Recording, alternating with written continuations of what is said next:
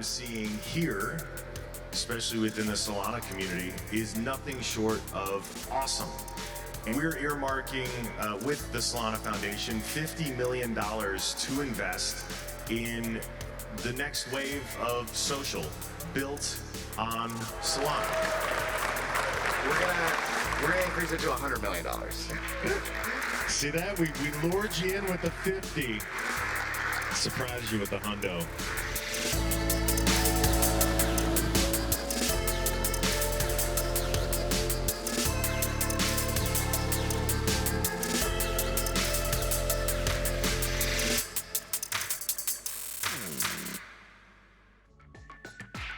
All right. Good afternoon. Welcome back to the growth stage. This is the beginning of the end of Breakpoint at this stage, but we still have plenty more to come today. Thank you all for coming out. I hope you all had good mornings. And then we're going to really just kick things off pretty quickly here. So one of the things that you've seen across the conference so far is a real focus on the next wave of innovation that's getting built on blockchain. So what does this mean, right? You start off with tokens as value, you move into things like smart contracts enabling DeFi, and then there's a whole service and interoperability built around that. And the expansion now is moving into totally new areas. You saw the Alexis and 776 announcement yesterday that they're putting a bunch of effort into social tokens and social projects being built on Solana and other blockchains. And a whole other area of that too is, of course, gaming. So the Render announcement yesterday that they're bringing their engine and their smart contract system to Solana as well. I personally am very excited about that. I think there's huge hopes for what their technology and what they've built, and being able to integrate that into this new world of gaming. And the intersection of gaming and blockchain is really interesting, because if you think about it, these models that have existed for a long time about in-game currency was a blockchain without a blockchain, right? It was peer-to-peer trading of items. If you roll back all the way to the days where people were trading World of Warcraft gold on eBay, right? Like all of the framework for this was written in this sort of transition from Web 1 to Web 2. But with the advent of Web 3, we're now finally seeing a truly peer-to-peer marketplace for this sort of stuff developing and building out. So we're going to start off today with permissionless fun and the future of gaming, moderated by Colleen.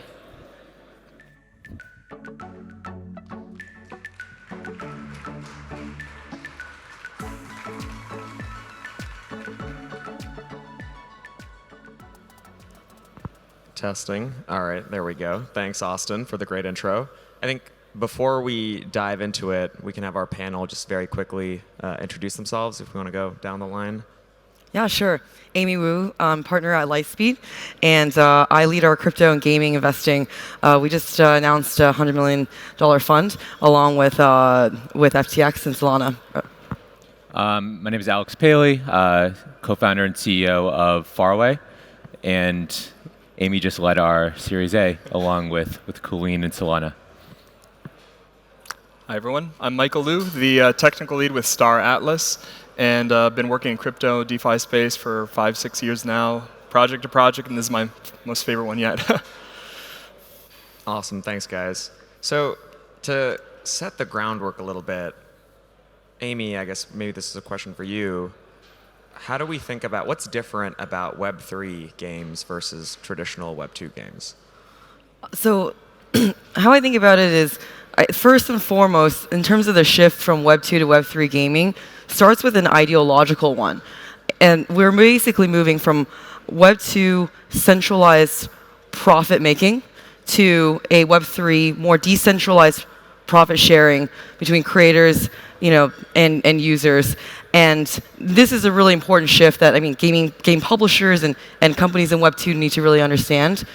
And so when we talk about Web 3 gaming, it involves various use cases of blockchain in gaming. And so I think we're starting to see some of these use cases come out, like, for example, using NFTs as a pre-launch user acquisition and community building drive, and then also tokenized currencies. And the thing is that these concepts in terms of digital assets and also in-game currencies has been concepts that have been around for decades in the gaming world. And so it's such a natural extension of that to actually incorporate blockchain tech. And I think some of the things that you can do is you can deepen game economies, you can increase velocity of of transactions in these games, and also introduce a lot of different strategies you can incorporate in terms of different segments of your gamers as well. Awesome. No, I was going to say, I think it's also the difference between an open economy and a closed economy. Right? In a free-to-play game, the economy is created and live operated by either the GM of that game, the game designers, or the live ops managers. And in a Web3 economy, it's open by definition and intrinsically, right? Because peer-to-peer trading is automatically enabled. And in a free-to-play type of game design, you would think that if you enabled peer-to-peer trading, that would be an insane decision. Right? It would be very, very controversial because it typically breaks a lot of the free-to-play game loops that you'd see in most free-to-play games today. So I think it really, like Amy said, deepens the economies and makes things a lot more open. Awesome. So actually, double-clicking on that a little bit, what's different? What kind of game loops can we now create that we couldn't before? And I guess that's a question for both Alex and Michael, since you guys are thinking pretty deeply about that. I mean, Sure. Go ahead. So the question was, what can we do differently now than we could before? Yeah, I mean the realism of the transfers and the transactions to the user, and capturing that dream for your typical gamer. Because when you think about it, in the gaming space, traditionally you have this experience, and you're crafting something for a user, regardless of the genre of the game. And now it not only becomes something that's a pastime, but it could be a full-time as well. And it's really interesting how, with DeFi integrations into gaming, this becomes someone's career as opposed to somebody's hobby. I mean, it's pretty interesting because if you look at any MMO, right, you kill a monster, you get gold. Now all of a sudden that gold is freely tradable in an open market.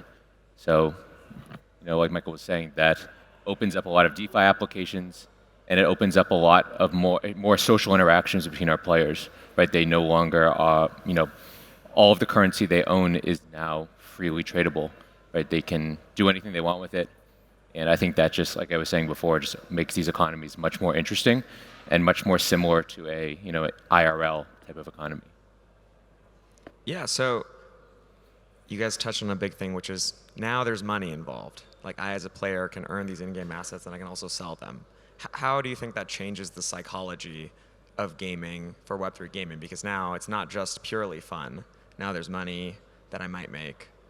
Yeah, there's money involved, and I think people will play these games in many different types of ways, right? It's like we're making a shooter, but just like you've seen in EVE Online, some of the best players in EVE don't even log into the game. They're playing this game in a way that the game developers never even predicted, right? So for us, peer-to-peer trading is enabled, and now a person might never play the shooter that we made. They might say, we are going to be the masters of the peer-to-peer marketplace, and we are going to create all of these interesting DeFi applications on top of that. So I think it's like, yeah, the realm of possible players is going to be greatly expanded past what you'd consider like a typical gamer in like a free-to-play game.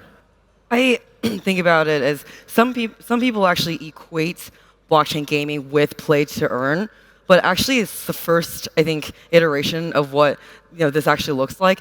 I believe that play and earn is a lot bigger, actually. So play to earn is essentially the equivalent of gold farming, like in traditional games, right? And I think there's a huge market for that because there are more people that live in emerging markets that actually, where this could be a replacement for income, especially when there's hundreds of blockchain games options and they can move from one to another as they're doing incentives.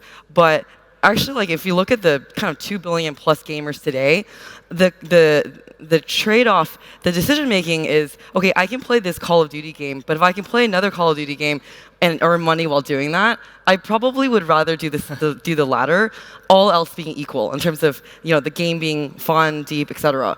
And so that's really the promise here, is that you have some people maybe earning an income, but you have a far larger group of players that actually can just earn some amount of money or have fun speculating, but mostly are just playing the game. And what I love the most about it is kind of the impact this has on the player. So the stakes are higher, right? It's no longer bits and bytes. It's still bits and bytes, but it's no longer just bits and bytes that you check out and it's done. And so at Star Atlas, what's super cool is I observe that we see these player organizations, and you might see this too, these player organizations springing up around the game and getting involved and almost becoming their own mini companies in a way. They're mini literal organizations. So because these stakes are higher, we see that the players getting involved on a much more real level and investing themselves further than in any gaming space before.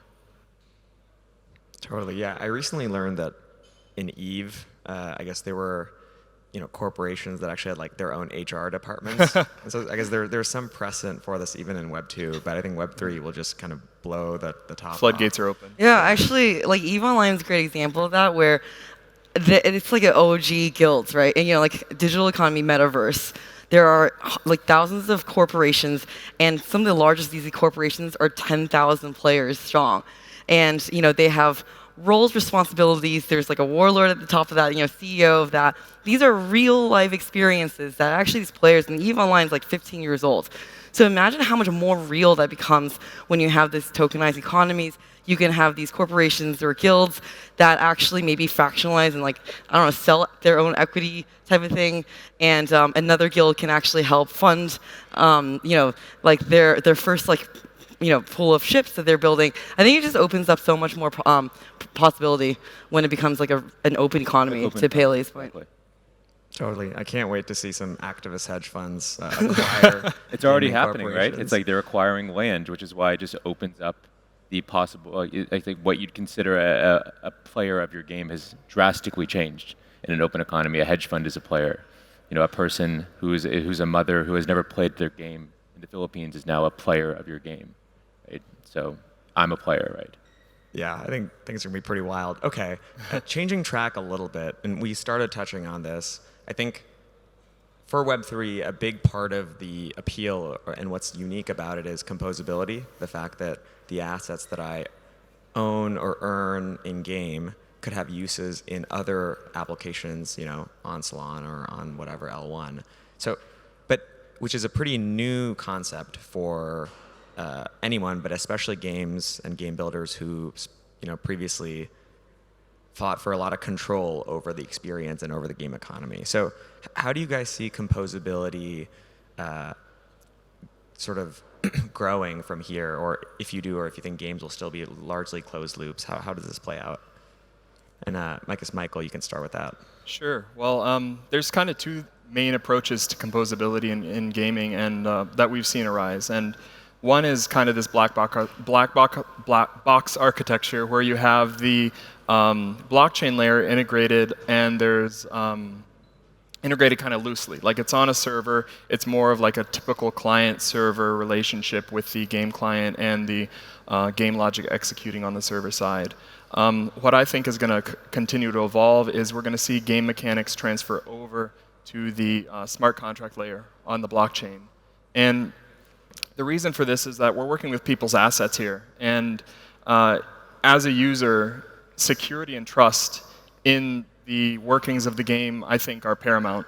And if you can have game mechanics through this layer on the blockchain actually working together across ecosystems even, then the value add to the user is immense. It adds that security, that trust, and will grow the ecosystem as a whole. I think about your question in terms of interoperability of in-game items, right? And so I think that you typically don't see that right now in Web 2 games, and the reason is pretty simple. It doesn't benefit the game publisher.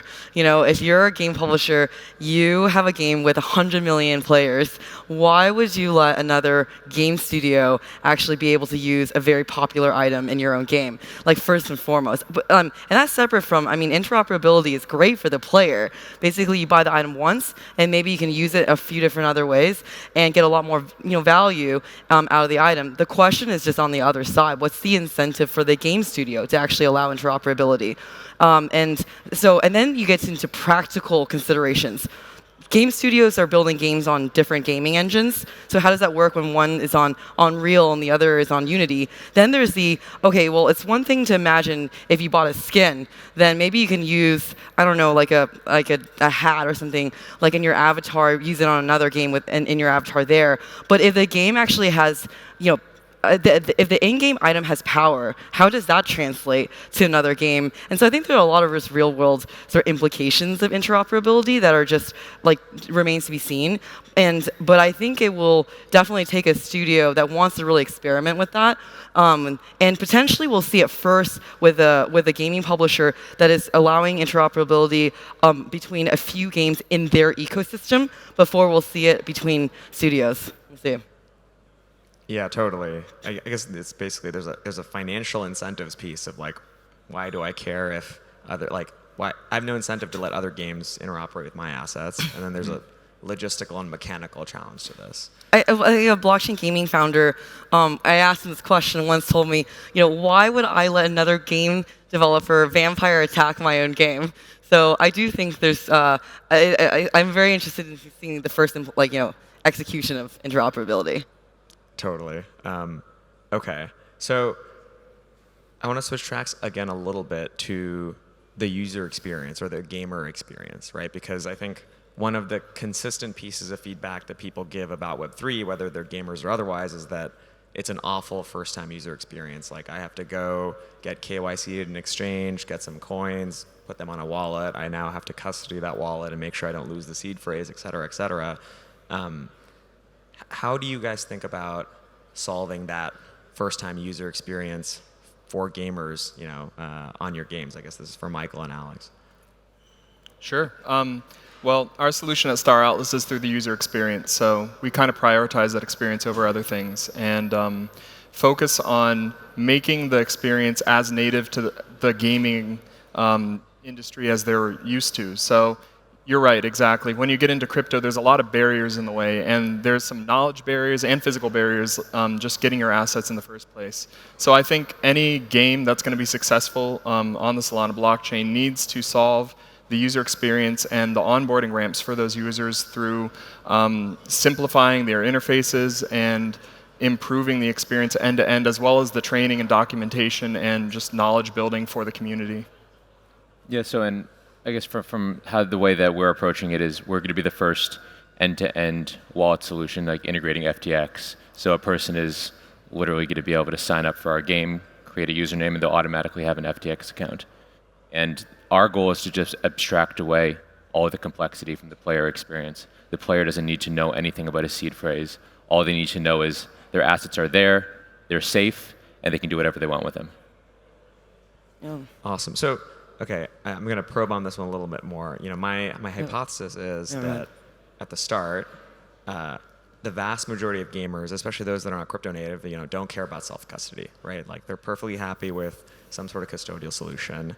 But the thing I wonder about is, and so maybe it's initially it's 98% of gamers custody, and then there's some 2% who actually care about this, and not your keys, not your coins kind of attitude. Do you guys have a view on how quickly or how many people might go into that self-custody mode? Are we going to be in a world in which everyone self-custodies, or are we always going to live in a world where some people just don't want to engage with it? I think just like you have casual players and hardcore players, you're going to have people that are more casual about self-custodying, saying, I don't care about the complexity, I just care about the fact that my assets are safe in whatever custodial wallet they're in. And then of course there will be hardcore players who have millions or maybe even tens of millions of dollars in assets, and they say, you know what, I really want to understand how this works, and I want to have the knowledge that I own everything myself, right? So, but I think that will be a small fraction of gamers. Totally makes sense. Yeah, once you have enough money on the line, you're like, well, maybe I should take better care of it. Okay. On this onboarding point, I'm just saying one thing. I mean, the first time I started playing Axie Infinity, I think it took me 36 hours to actually start playing the game, or like longer than that. And then in terms of just going through the entire journey and trying to get money out of Axie Infinity, took me a couple of days before it finally settled. And I mean, the fact that they're doing over like 10 million of revenue a day right now just speaks to how badly people want to play that. Because because in the Web 2 gaming world, game developers actually think about time to fun in the span of like minutes rather than days, and because people's attention spans are short, like if there's hundreds of options or thousands of options for you to be playing from or choosing from. And so I think we're a long ways to go in terms of just making, not just gaming, but just actually like DeFi Web3 experiences easier for just your average normal consumer. And I think like people who solve that are just going to are going to be at an advantage. Totally. Yeah, it didn't take me 36 hours, I think, initially, but it was like 12 for me for Axie. Okay. I'm technologically inept, so I think that's why it took me so long. Okay, but so, yeah, clearly there's like this onboarding piece that's a challenge, but I'm curious, I guess Alex and Michael in particular, like from a game builder's perspective, what do you think are the biggest challenges or risks for aspiring or people already building Web3 games in terms of like actually being able to realize their visions? Like what's hard? Yeah, I think when you build any game, whether it's a Web3 game or like a Web2 game, it's all about like layering complexity. So you usually have your early life cycle, your mid cycle, and then your end game. And the way that you bring a player through that is you give them something easy to just start getting going on. So for us, we have a shooter built on top of a strategy game. The shooter is meant to be a game mechanic that's just very well understood. Everybody knows how to play a shooter. We're going to bring people through the funnel, through like a very easy to understand shooter, and then we're going to start introducing all of the complexity of the strategy game in like the mid funnel and then the end game. But I think every blockchain game developer today should be very careful about how much complexity they introduce to the player day one, because we do have open economies now. These open economies are extremely complex. There's a million things you can do in these open economies, but you don't want to expose the player to so much complexity on day one that they just like throw up their hands and say, I don't even know what to do, because they will leave your game. And kind of tapping to that last thought about the economies, it's like when you're building a game and you're kind of a steward of that realm of what you're building for the players, and it's your job kind of to ensure that you're not messing it up for them, right? So you create a $300 million economy for them, and their assumption is they can keep existing in it, playing to earn and having a great time. So there's also, in the crypto gaming space, some awareness that needs to be built towards that, and figuring out really how do you integrate changes in your gameplay safely without disrupting that for the user. Mm-hmm.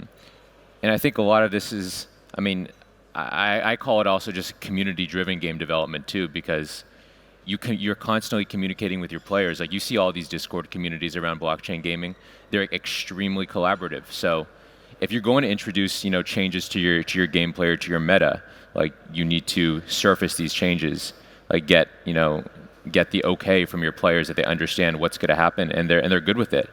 And then you can make the changes. But unlike in free to play, right, where you make the changes with the release of a new update to your app. I think in blockchain gaming, you need to be a lot more communicative with your player base about upcoming changes. Awesome. Okay, so far, people have tried building Web3 games for a few years now, but we've only really started seeing standout successes pretty recently. And I'm kind of curious, as you look forward, whether it's like 6 months, 12 months, 2 years, Amy, are there any particular like themes, whether it's genres of games or something specific that, categories of things that you think will be particularly successful in the near term? Like, is it like, hey, card games are good for NFTs, and so like I expect card games to do well. I don't know. Do you think about like a genre lens or any sort of specific category that you're particularly excited about? Yeah, there's a number, and I think at a high level, it starts with how big are some of these genres today, right? And then you can go from there. The largest game genre is actually shooter games. And so I actually think some of the first shooter games we're going to see, or some of the first games we'll see dropping NFTs on a mass level are going to be shooters, but I'm not sure that those are necessarily in and of itself going to have the deepest, integrations with blockchain. And so, some of the genres I'm super excited about are, MMO, just because it's the closest to the idea of the metaverse, right? And so moving from like a artificial digital currency to tokenized currencies seems like a very natural step, in addition to just launching NFTs, which I think we'll see. We're seeing like companies doing that now. We'll see like large gaming publishers do that, but I feel like just that in itself is doesn't actually explore the full potential of blockchain. And some of the other genres that are interesting, definitely card collectibles, because literally you have collectibles as part of the core gameplay. And then I think Forex games, land strategy games, super interesting because again, this concept of the land sale then becomes organically incorporated into a game as well. And so I think like in terms of more mid-core gaming, it's interesting because these are games in which some players, get super involved, and you have really deep game economies that blockchain will actually deepen. And also you can do a lot with experimentation around tokenomics in some of these, mid-core games. So those are some of the genres that I think about. Yep. I think honestly, a lot of these genres, almost any genre, can have a land mechanic or like a territory capture, territory control. Even if you consider your land mechanic just your home base that you're decorating, there is always like a reason to have a place of permanence that you consider your home, especially as we gravitate more towards this metaverse or virtual world vision. Mm-hmm. Totally. Okay. And I think this might be the final question to leave it off, and this is for the entire panel. But what do you guys think are the key factors for success to make a Web3 game going forward? I can start, and then love to hear from the game makers. For me, what am I looking for right now? Again, we're at the ground floor. Basically, Axie Infinity is pretty much the only mainstream blockchain game that's live right now, and I think that in the near term there is a first mover advantage. If you're going to launch your game, I don't mean launch NFTs, I mean actually launch your game, like in terms of like players playing it, because there's way more people who want to play a blockchain game than there are actually live games out there right now. But if you fast forward, some of the best games take years to build. I think Valorant took 7 years to build. And so once there are hundreds of games out there, then people have choice. And again, like I think it's not enough actually to have just like play to earn dynamics. You actually need ways to capture and retain players long term. And in the Web 2 world, you see, some games have like decades of longevity because of these like social layers and ways to capture the audience for long periods of time and really build affinity to the game. And so in terms of what we're looking for, I think that in Web3, your ability to build community is absolutely essential. I've talked about that a lot. However, it's very difficult to build a great game. And so when, as an investor, I always look for game making experience in the core team. It doesn't need to be, if you're the founders, ideally somebody on your team has game design experience. But if you don't, that you have hired somebody onto the team with that experience, because I think it's absolutely essential in terms of building a game, particularly in a more complex genre. My answer is sort of simple, that all blockchain games need to remind themselves that they're games, and in order for a game to stay around for 10, 20 years, that game must be social. And I think one of the things that we're seeing in a lot of these play-to-earn games is that sort of two classes of players have emerged. You've had these antisocial, gamers, and basically the antisocial grinders, and then you have antisocial speculators who typically buy an asset and never come back to your game. But games last a long time because the communities that form. So I think sort of like what Amy's saying, like community is extremely important in blockchain gaming, and the game mechanics need to reward, socializing and community building within those games.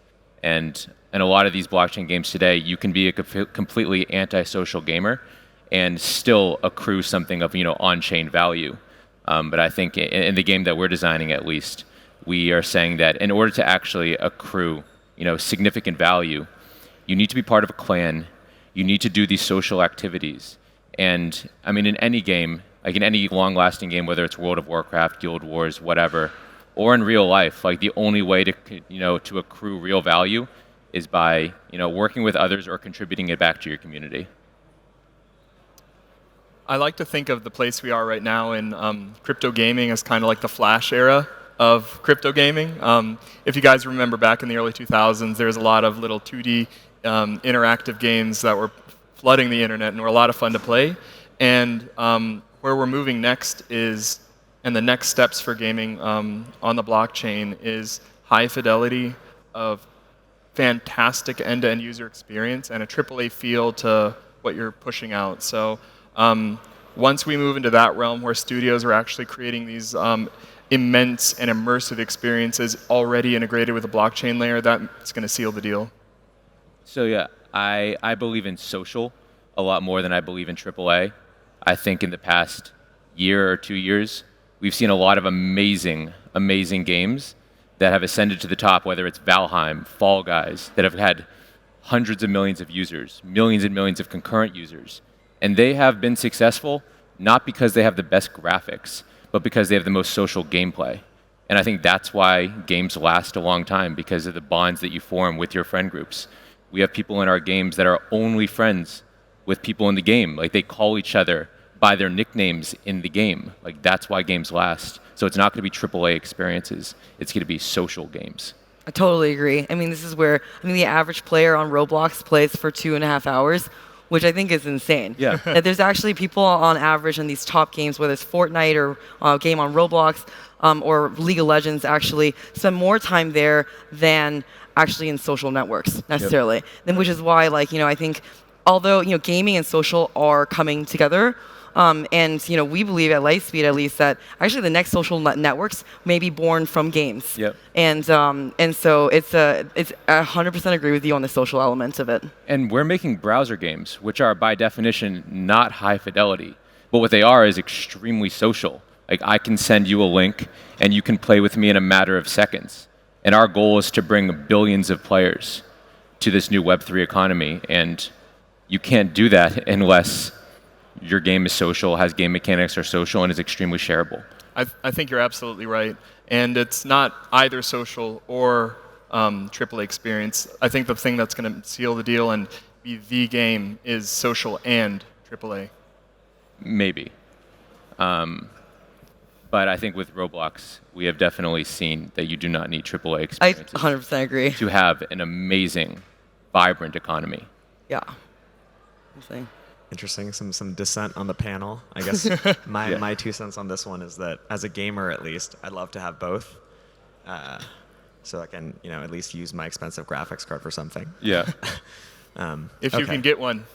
Yeah, that's true. If I can get one. All right. I know we're at time. I'm going to sneak in one last question, which is, if you had, is there any game that you've played in the past, whether as a kid or whatever, that you really enjoyed and wish someone would make a Web3 version of? I loved, for people out there. I love Diablo, and so I grew up playing that, and I'm looking forward to buying NFT Diablo items if that ever happens.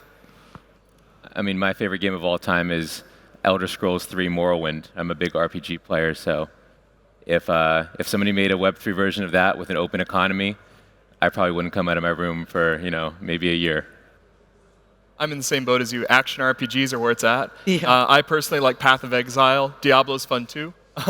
Those items where you've got the randomly generated loot. Imagine if something super cool drops. It's an NFT. You can trade it. That's really captures my imagination.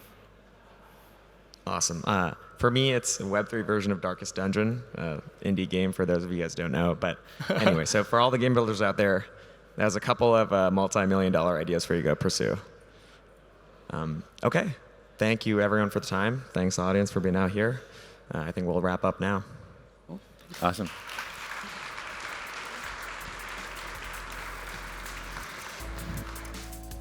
I'm good. All right. So we're all here. And one of the really interesting things about being here is coordination.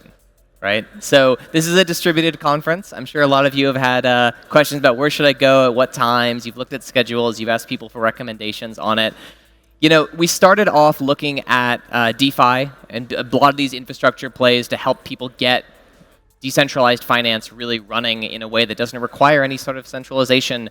The bridges are becoming more decentralized. We're moving to places where like that system is pretty mature, right? We see what the basics look like for this, and we're moving forward and building new products and services that are more user-friendly. And now it's time for the hard stuff. And me as having a political science background, that's definitely the governance question, right? Governments are inherently in the Web 0 world, what do we call the real world these days, are inherently centralized. They have processes where any sort of voting system requires huge amounts of information on behalf of the people actually voting, or they require representation systems which have their own set of problems. So, you know, it's time to address some of the hard questions in blockchain. One of those is DAOs. How do you build them? How do they work? What are the best structures for them? And, you know, what lessons can we learn about this sort of governance in a decentralized future?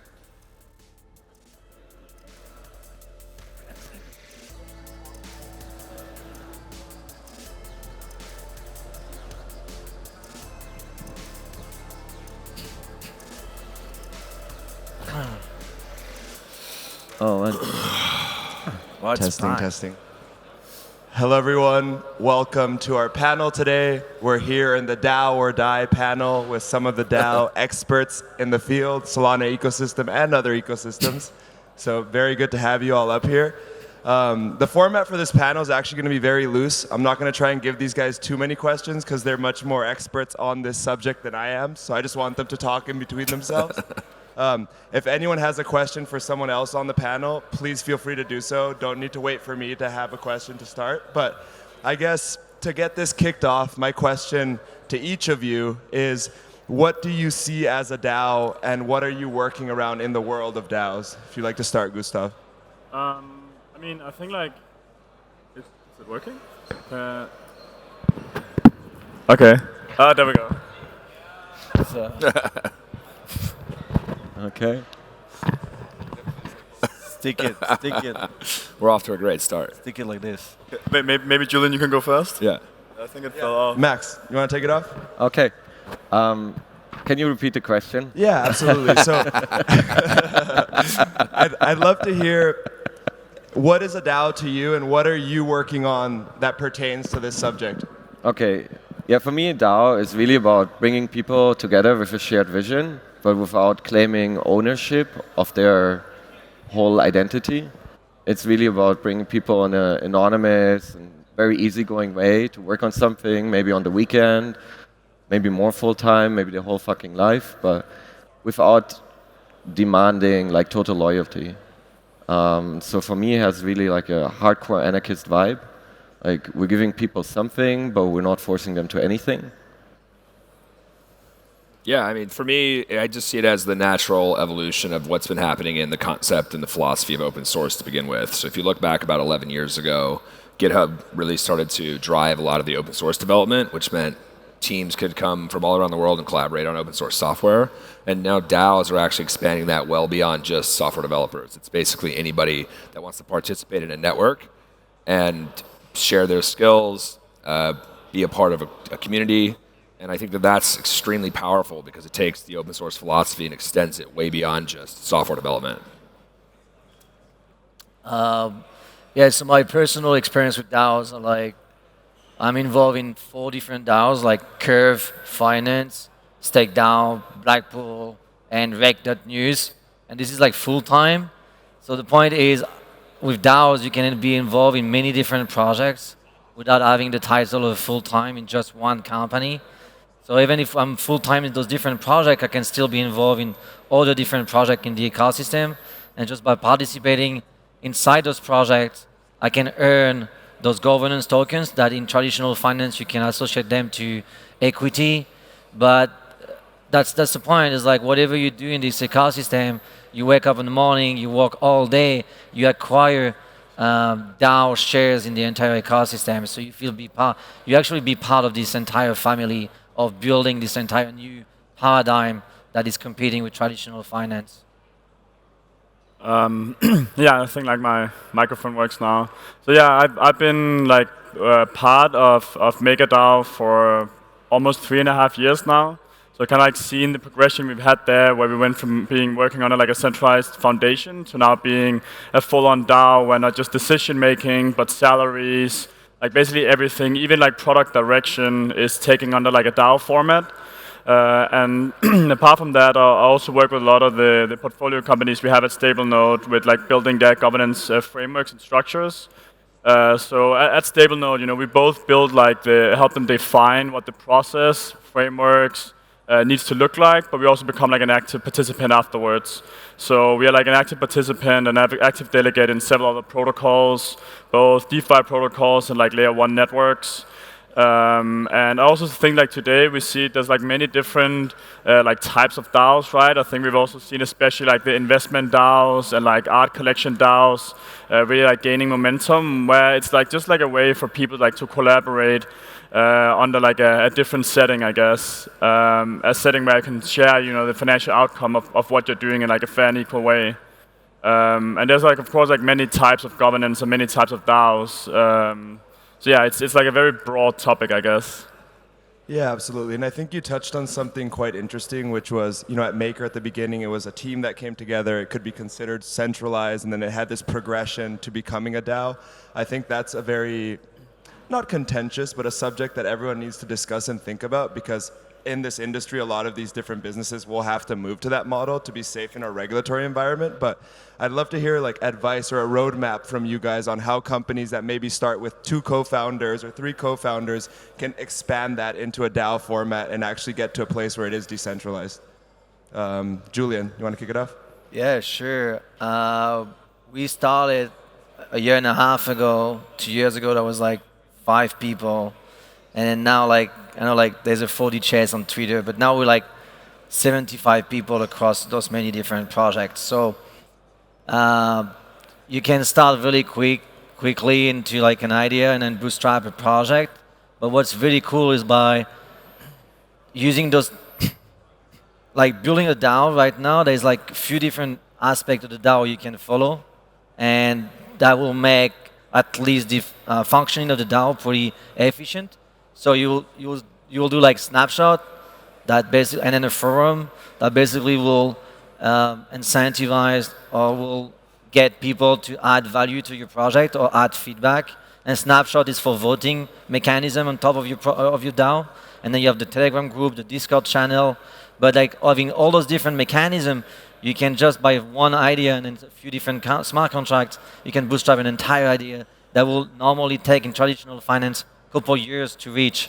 So you can we start like 5 guys, 5 people last year, 2 years ago, and now we're like 75 people.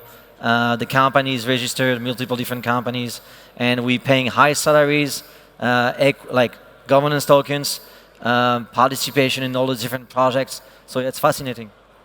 Yeah, I mean, from my perspective as an American, it's extremely hard to do this correctly and legally.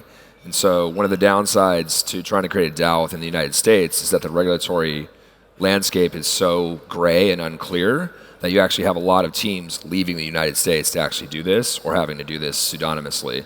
So I'm not suggesting leave the United States to actually start a DAO. I'm just saying if you are an American, it's one thing you have to consider is that me and a couple of guys were hacking on a project actually in one of the Solana hackathons, and we went 2 months into talking to lawyers about this, and we got nowhere because it's so difficult to actually do this in a compliant way. And so I think it's actually you're going to continue to see a rise in pseudonymity with members of DAOs, especially those coming out of the United States. That's what people do. They build DAOs in Europe and they raise money in the US. Exactly. Perfect. Big money in the US. So. Exactly. I think also like the panel title is like, kind of like saying in that way too, right? That everyone right now is in this situation where like a lot of people speculate that like if you don't move towards this decentralized setup, we might actually die as a project, right? Like you become like much more exposed to, centralized risk, not only on like your team side, but also just from like a regulatory standpoint, right? Exactly. So like everyone needs to think about like at what stage are we like actually mature enough to move into like a full DAO structure? So for example, example, like what we did at Maker, and I think Maker is one of, probably like the furthest one on this topic here, where you have like, even like the product decisions, right? Like where I think a lot of the teams in the space, they have like decentralized decision making in some form, but it's not really there yet, where like even the community decide the product direction, right? You would still see a lot of the big teams kind of like deciding which products to build, when to release them, and prioritize kind of like the development resources.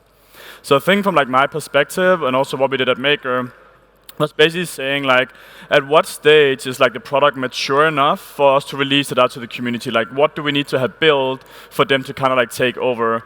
So with Maker, it was releasing and bootstrapping multi-collateral DAI and making sure that had been running for, I think it was 6 months or something, 9 months. Then of course March 12th happened, which then made it very clear that we needed a new liquidation system. So that kind of like got prioritized. And then like once those building stones were put in place, then the team and the foundation was at a stage where we could actually release the product back to the community, right? So that is like where we are now, where there's no foundation, there's no centralized corporation, everyone works directly for the DAO, everyone gets paid by the DAO. To get a job at Maker now, you basically have to apply to the DAO for them to onboard you. So yeah, it's like from my standpoint, it's like you need to figure out at what stage are we mature enough to actually do this. And this is, like steps on like the road of like the path towards decentralization, where you use, like the term gradual decentralization. You shouldn't do it from day one. That will make your life very difficult. But you should definitely look at like at what stage are we able to actually release this. Well, I tend to disagree. we tried to launch the DAO before everything, actually. Yeah, it was kind of crazy. But how was it? Awesome, really awesome.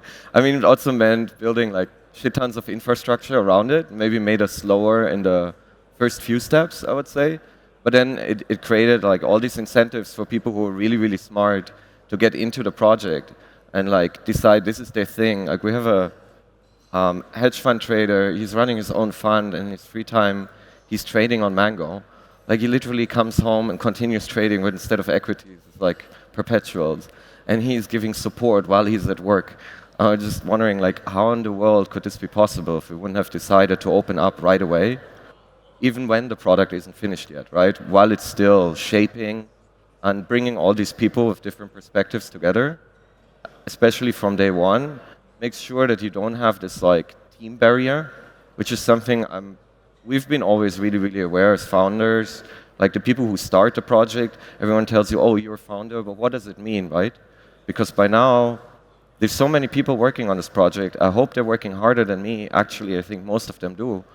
And aren't they the founders? Don't they deserve to be called the founders? So what's the point where we say it was founded, right? And I think it starts with the DAO. It doesn't start with a tech demo or something on GitHub. It's when you actually sit down and decide, okay, this is how it's going to roll, and this is everyone's stake, right? And how's that working out for you? I mean, I would say the part that we kind of messed up was the fair launch part. We tried to do something that it gives equal access, right. But then in the end, it's like, I think it's the same story with layer ones. It's often not talked about, but there's some actors who are willing to take the risk and go in really early and really, really high stakes. And that, of course, poses a huge risk to the idea of decentralization, because suddenly you have these mainly financially motivated people who are like 10%, 20%, right, of the voting stake. Right. And you need to figure out how you deal with that. Yeah, that's what happened to Curve Finance. Yeah. Big players trying to take control of the DAO, and it's tough. Yeah. Then you end up with like players that are playing 40 chess, not necessarily in the interest of the DAO, but more in the economical interest for themselves. So that's why it's dangerous with DAO. It's like people getting involved in the DAO, they're not necessarily having the same vision as you as a builder, as building the project. It doesn't necessarily mean that they don't have a great vision, or they're not actually pushing the product for the best of the product, but most of the time in this ecosystem, people are pushed for economical reasons. And so it's very likely that people that have a huge stake in the protocol will short-term or medium-term sell the asset and try to make it sure, so then they can jump into another project. So that's why my personal experience, like building a DAO is good, but having a fully decentralized DAO from day one, I haven't seen any DAO that's successfully made it. So in a DAO, you need strong leadership, and also after the DAO is like kind of like fully decentralized, you still need strong leadership, even if those people that weight their voice online have a whole stake and shares in the protocol, because people, it's good to say like people, they understand the vision, they understand how to push the product, but most of the time 99% of those people are more like incentivized by the money. So yeah. Yeah, I mean, you can also have like a lot of different shapes of a DAO, right? Like I'm like a big supporter of like delegates as well as like domain experts. So you would have like in like for example like at Mango Markets, you would probably need people who's like experts within like trading or like derivatives, like auction methods.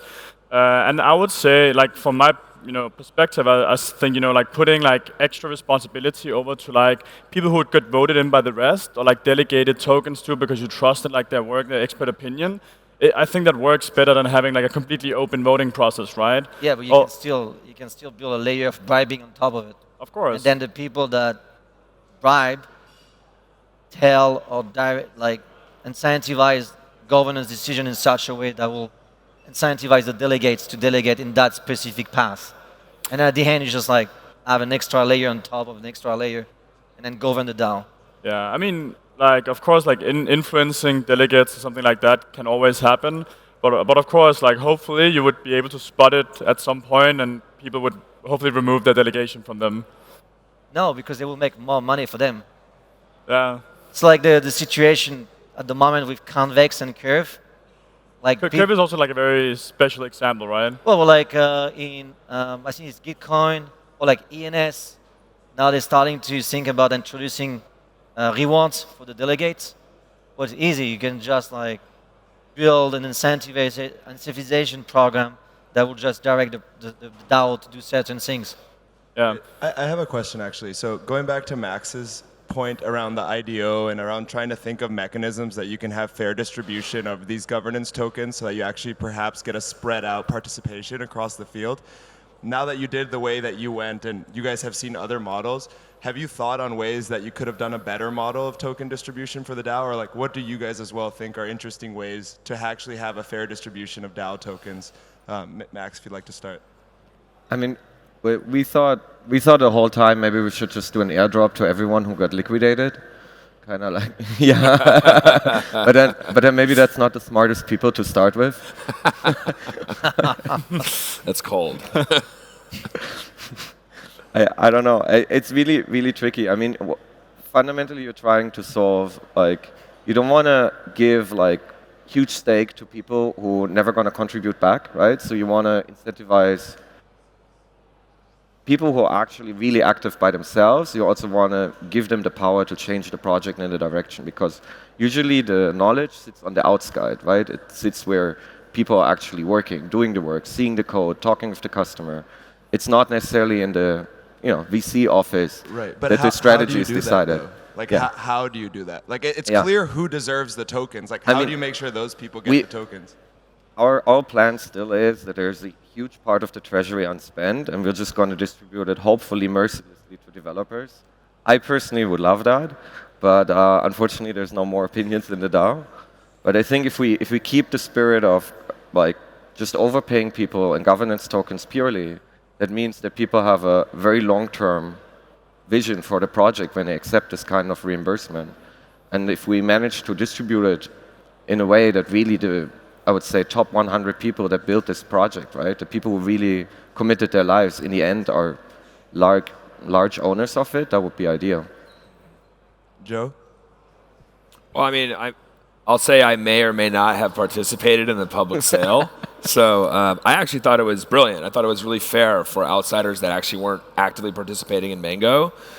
Because if you saw Mango and the path that the product was actually taking, it felt like there was cohesion amongst the people that were actually building it. And you could see that the roadmap was, going to be creating even better features, a better experience for trading, perpetuals, joining your spot trading, et cetera, et cetera. And so I felt like this is something I want to actually support irrespective of how the price actually maps out. It's ultimately, of course, gone up in value because you have more and more people using it, more and more people are evangelizing it. I'm evangelizing it. I think it's actually a great product. So I actually think it was a fair approach to actually distributing tokens on the public sale. That's different, I think, than how you would actually distribute them with people within the DAO. Myself, being a software developer for a long time, I completely agree. I think the people that are actually doing the work are the ones that should be getting compensated the most.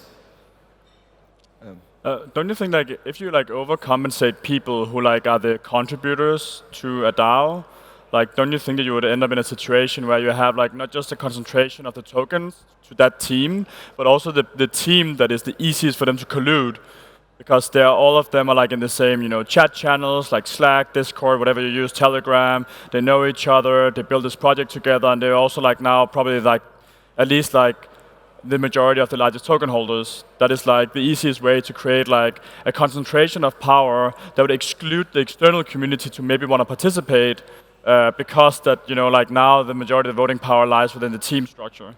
But like how do you avoid that? Well, I was going to say, what do you suggest as an alternative? Right. So on the one hand, if people are going to be actively contributing, shouldn't they be getting compensated?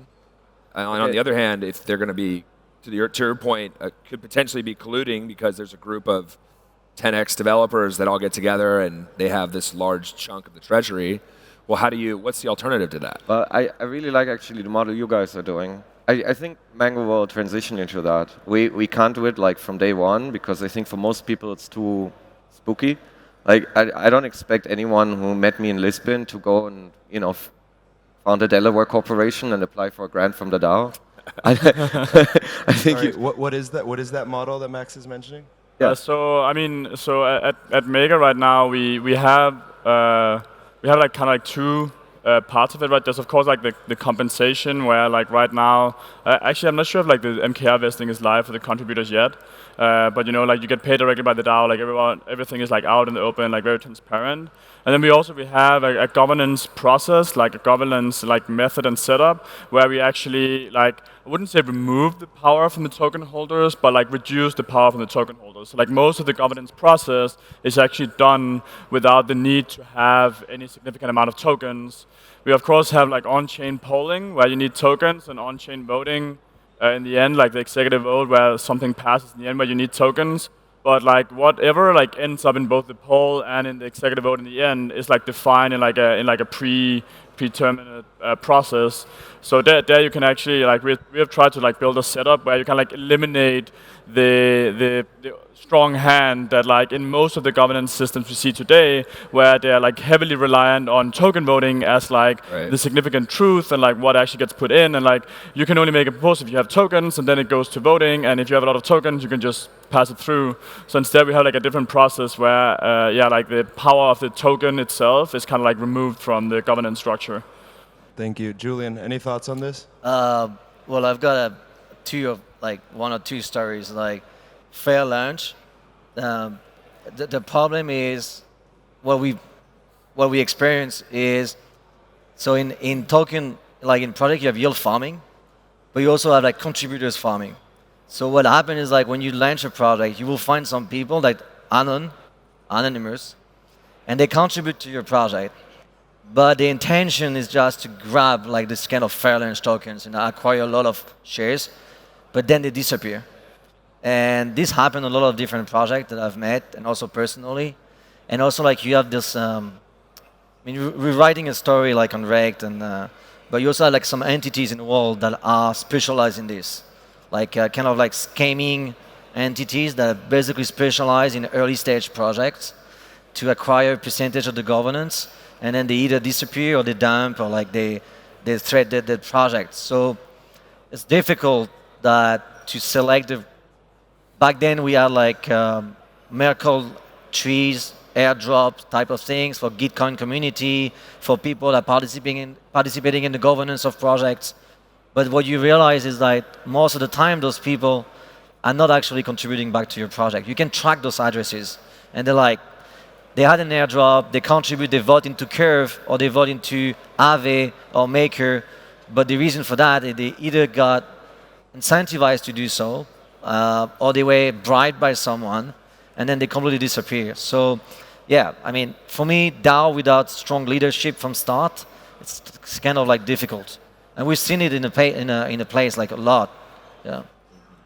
Yeah, I mean, sorry. You touch upon like another really good point, which is also something, like if you're like incentivized to participate in governance, like if you're paid for the actual vote itself, that also just like lead to like much poorer like outcome for the project itself, right? You should never like incentivize people to vote, because then people would just vote without actually necessarily knowing what they vote for, like care about what they vote for. Well, the entire DeFi is turning into bribing.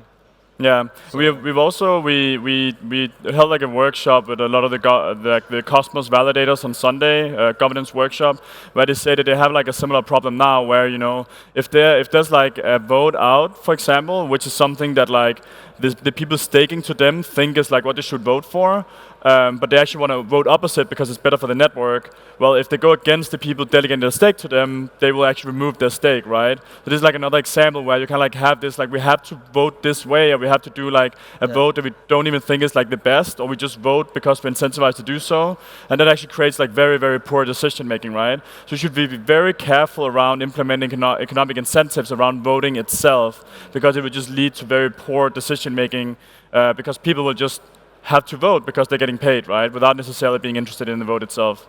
How many times did you have to like text a whale on Telegram, be like, hey, you need to vote on this? Every day.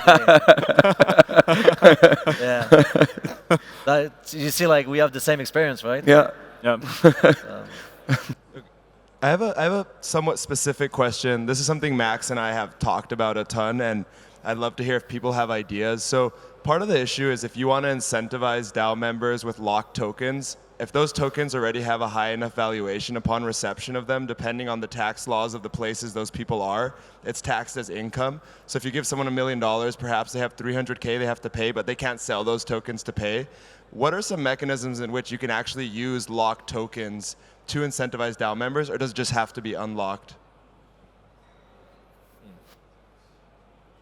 I wish I could give taxes. None of us are lawyers or tax people, so. We're scared. It's being recording. Fair enough. But if someone knows here about it, I mean, if anyone knows, please come. We all have a problem. Okay, sorry. So transitioning out of that one, but that is something that needs to be solved. There needs to be a way to be able to incentivize people in DAOs with locked tokens. Would you guys say then, like from what you're saying, even though the DAO could be a programmatic structure initially, at the end, like any human thing involved, it depends on integrity more than like I guess my question here is, what's more important, like powerful leadership as far as someone that can bring and have guidance and a vision, or just having a group of people that may not have that much vision but all have integrity and trust between each other? So I think like also like I think like from my perspective, like whenever we talk about DAOs, like a lot of people think, oh, we are like gonna create this community. It's gonna be like only like amazingly smart people, and we're gonna end up with like better decision making. And it just like very rarely happens, right? Like if you have like a small like internal team that are like the true experts, they will almost always take better decisions than like the community, right? You can have really smart people coming in the community, of course, but it'll also be like a lot of noise, or like people who have like a very different perspective than you, or like a different view. What is even like the best objective outcome, right? It's all about like which direction we're going into. So like the way that I often see, like a DAO, and especially like what we also see with Make. I don't know if you guys have been following the drama that's been there lately. But like with the whole like delegates and like these people who takes on these like roles where they are like facilitators of some kind of like vertical or program, I often think that it shares bigger similarities to like a democracy. Like they like become like protocol politicians, right? And they're like having to like govern the system rather than being like directors or managers in a company, right? Like like for me, it's like much more similar to like a political system than to like a company structure. Often. Yeah, I mean, I would agree with that. I think, one of the things that cryptocurrency has done is that it's digitally enabled a concept that's been around for thousands of years, which is something we've all made up, which is money. And now DAOs have more or less digitally enabled politics or governance. And I think that there's ramifications that we're just not fully aware of yet.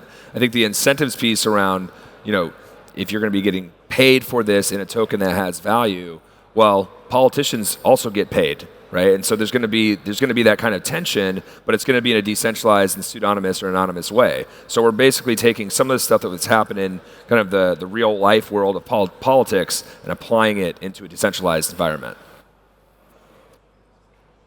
Yeah. Any thoughts or no?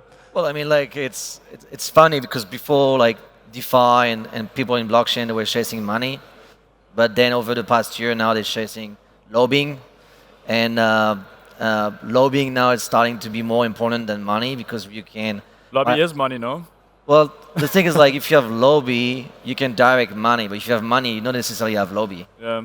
So what's happening now is like all those new platforms being built for bribing, incentivizing people to do certain things. Because what we realize is when you have a stake in Maker or stake in Curve or stake in Aave and all different things, those people that want to build on top of it, if you think about it, like a project might have a TVL of 20 billion or 30 billion, but at the end of the day, what you want is to be connected to that project because you want to tap into that liquidity. You want to build on top of it.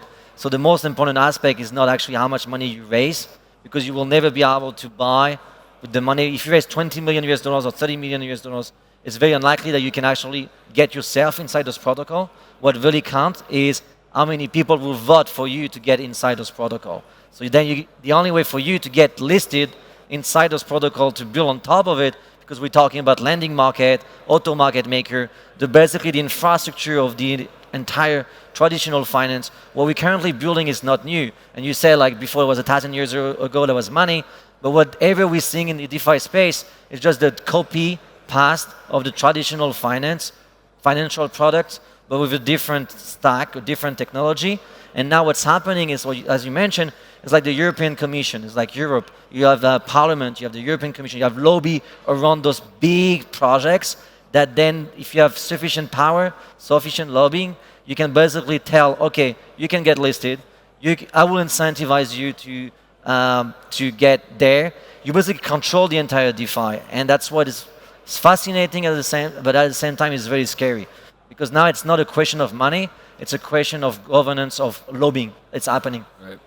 Well, thank you so much to all of you. I actually am going to extend an invitation to perhaps do a podcast episode, because I think we all touched on a lot of problems, and it'd be good to do an hour on solutions to these problems, and then perhaps people can learn from that. So I appreciate your time here. Thank you, gentlemen. Thank you to everyone.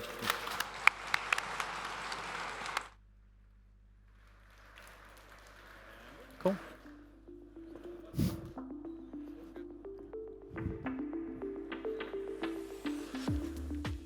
All right, welcome back. We are going to continue with a focus on NFTs and gaming, which is, you might be not surprised to have guessed that's what we're doing today. Again, big focus on growth, next opportunity areas, and stuff that's now in the stage where there's early traction, but you can see the path to it becoming a large part of the ecosystem. And one of these interesting things is, of course, like a lot of projects now, especially stuff that's launching on Solana, they're using NFTs maybe as almost a fundraising mechanism to go and support a game or some other expanded universe and set of activities that comes out of that. Sometimes that's a universe creation, a metaverse. Sometimes that's a more traditional Web3 game. So we're going to talk a little bit more about that today, and we'll bring up the next panel on NFTs and the games within games. So tired. Up to you. All right. All right. So very appropriate as we wind down the conference. We're going to talk about winding up your game. I'll just start off with Albert here. So, just games have evolved in how we've monetized, from box sales to subscriptions to free to play, and that's opened up a lot of like early sales through Kickstarter and other things. Now that we have these wide open possibilities with cryptocurrency, can you kind of describe what NFTs and initial game monetization, how is that changing? Yeah, so traditionally you have to launch the game first, and then you can monetize your in-game content. With NFTs, it's changed out a lot. So without having to build a game first, you can build a community first and have NFTs out there that you can sell. That's why we're seeing all these NFT drops. And on top of getting sales off of the NFT drops, you can make money off the transaction fees. I think that's the biggest breakthrough of NFTs, because it's changing the model from the game developer making all the money to creators and other players. So we were able to do that for Genopets. Even just with our initial airdrop, we dropped these eggs to our early adopters for free, and they're trading openly on FTX US and on Solana, and that's generating transaction fees for us. So it's been pretty cool to see. Yeah, I mean, you raise a really interesting point where you're already getting like real traction. And you're starting to see, before you even launch your game, kind of what is resonating with players. Can you describe maybe like how valuable that is while you're developing the game before you even have to develop a lot of the game mechanics? Oh yeah, what you're seeing? It's flipped the model completely on its head, right? So a lot of times, I think also in traditional like industries too, you spend a lot of time building something that you think people will like, and then you ship it. Maybe it's not 100% what people will like, and then what you end up having to do is like refine it. But then the way we have it going on with NFT games is that you build a community first, and then you ship a very minimal game, and then have the community help you build it alongside. Yeah. I'm getting into the weeds of this community here. So like gamers, we're just going to gamify everything, you know? And maybe the more realistic way of saying that is we're going to try to break everything to our own game. Maybe Sharaf, can you just talk a little bit about how you think about that and how do you launch effectively while, you know, keeping things really like positive and set your game up for success? Well, maybe to set some context, what we're doing with Monkey Ball, we're launching on Solana this Christmas. It's a new esport game. Essentially sits somewhere in the intersection between FIFA Street and Final Fantasy, maybe, like role play with the soccer theme. So like the essential parts of the game are, of course, the in-game currency. And there are recipes of how to do a proper IDO in a way that suits everybody, right? And everybody will try to game this, but I mean, we're kind of ahead of the curve with that right now. And then there's the NFT drop, because you do want players to be able to access the game right away and start playing. So how do you avoid the obvious pitfalls in that, like someone having too many NFTs or just trying to pay to win all the way? So it's baked in the game mechanics. What we're doing with Monkey Ball is essentially a fair launch in the sense of the NFT drop. So it's the same price for everybody. You can only buy a set amount of NFTs, and there are ways to counter bots, like setting up a lot of candy machines. That was Joe McCann's idea, and whitelisting. So there are ways to control that. And then, because it's the same price, we do not try to capture all the value. The value will be determined on secondary marketplaces. By the community, yeah. By the community, as they see fit. Yeah, let's get to that community. I think it's fascinating to see how the communities can both form naturally, both in terms of determining the value of everything. So I'm just going to open this up to the floor here. Just like how we're seeing, DAO creation and, refined guilds versus very, fly by the seat of their pants guilds. Like, what are we seeing how communities around games are really leveraging these drops and coming together really early on in the development? Well, I think a huge part of any gaming, even traditional gaming, is this whole concept of status. That's the meta game above everything, even social networks and gaming. And I think NFTs just brings that to the forefront of it. So people want to get there first. If the narrative of the game really resonates with them, then you form a community around that, and then people want to be experts in it, and they'll start creating content with it. They'll start going for the NFT drops first, and they want to own all the NFTs that's related to the game. And that's what we've been seeing about how the community is building up, at least for us. Simply put, I think NFTs allow more fun to be brought into gaming. Yes, it's about bringing the community in earlier and deeper into the entire experience from start to finish. So, those are now maybe exploring gaming for the first time. Through NFTs, they're able to experience something unlike any other. So I think it's all about just, bringing some more fun. It also brings flex, right? Like I own a very powerful character, maybe for the game. Like I have very good stats. It's not just beautiful. I have very good stats in the game. I own this. I can put this, on my profile. I can show my friends. I mean, my kids will not pay a lot for brands, like wearing brands. But if they can flex with this sort of character, then they will pay for it. I mean, I will pay for it, but they would like this.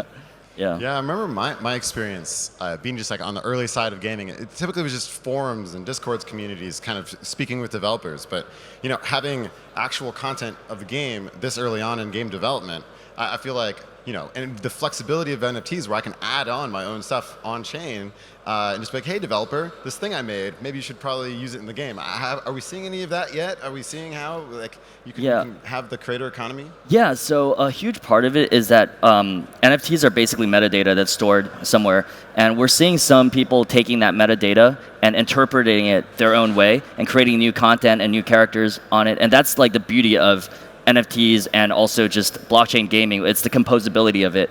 And we're also talking to other projects where our characters or our NFTs can appear in their game in some form or the other. So it creates this really open standard of gaming that's really exciting.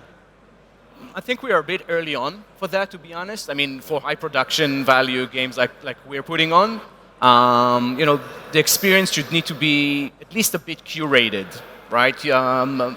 So I don't see this happening right now, at least for us, but maybe after a while. I mean, I don't think YouTube could have succeeded that much with user-generated content if that was the first thing happening in the world, right? We had high production films and studios, and then it happened. So I think this is probably a better order, but we are very early on. Yeah, that's a really interesting point. So how do we think about the evolution of this? So we kind of set the stage here. We have initial drop. The evolution of the community. How do you keep them engaged? So do you, maybe you have opportunities for other drops and evolution of your content? Can you maybe speak about how are you thinking about these communities evolving and keeping them engaged? Well, I'm really excited. Sorry. I'm really excited for games towards the end of its life cycle, perhaps, and how NFTs have evolved from start to near finish. I mean, I think we're now seeing NFTs at play in terms of before the game launch, in-game characters. But as NFTs add more utility, more value, as the game comes to its end of its life cycle, I think there's going to be a lot more creativity there to not only engage them back into the game, but even post-game, well, what else can you do with the NFT? Outside the game into different areas. I think that I'm really excited about. Yeah. I mean, I like what Fortnite is actually doing, with the additions and the seasons and all of that. So we're definitely bringing that into play. So we're going to have limited content. Like when you breed two of our monkeys in the game over time, there may be like a set period of time in which certain genes can pop up and create unique characters that will only be available at that season and cannot be created afterwards. And that brings a lot of rarity to things and collectible ideas. That makes sense. I mean, you're producing a soccer game, so there's obviously a lot of corollaries to the real world where you do seasons in there. So it's like, yeah.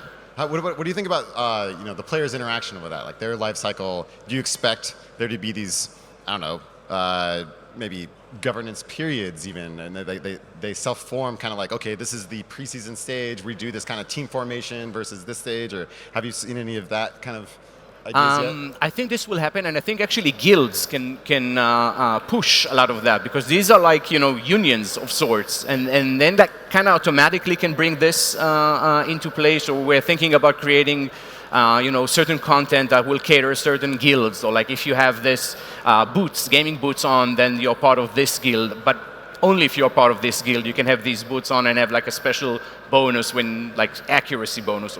So do you deserve the boots? You deserve the boots. Yeah.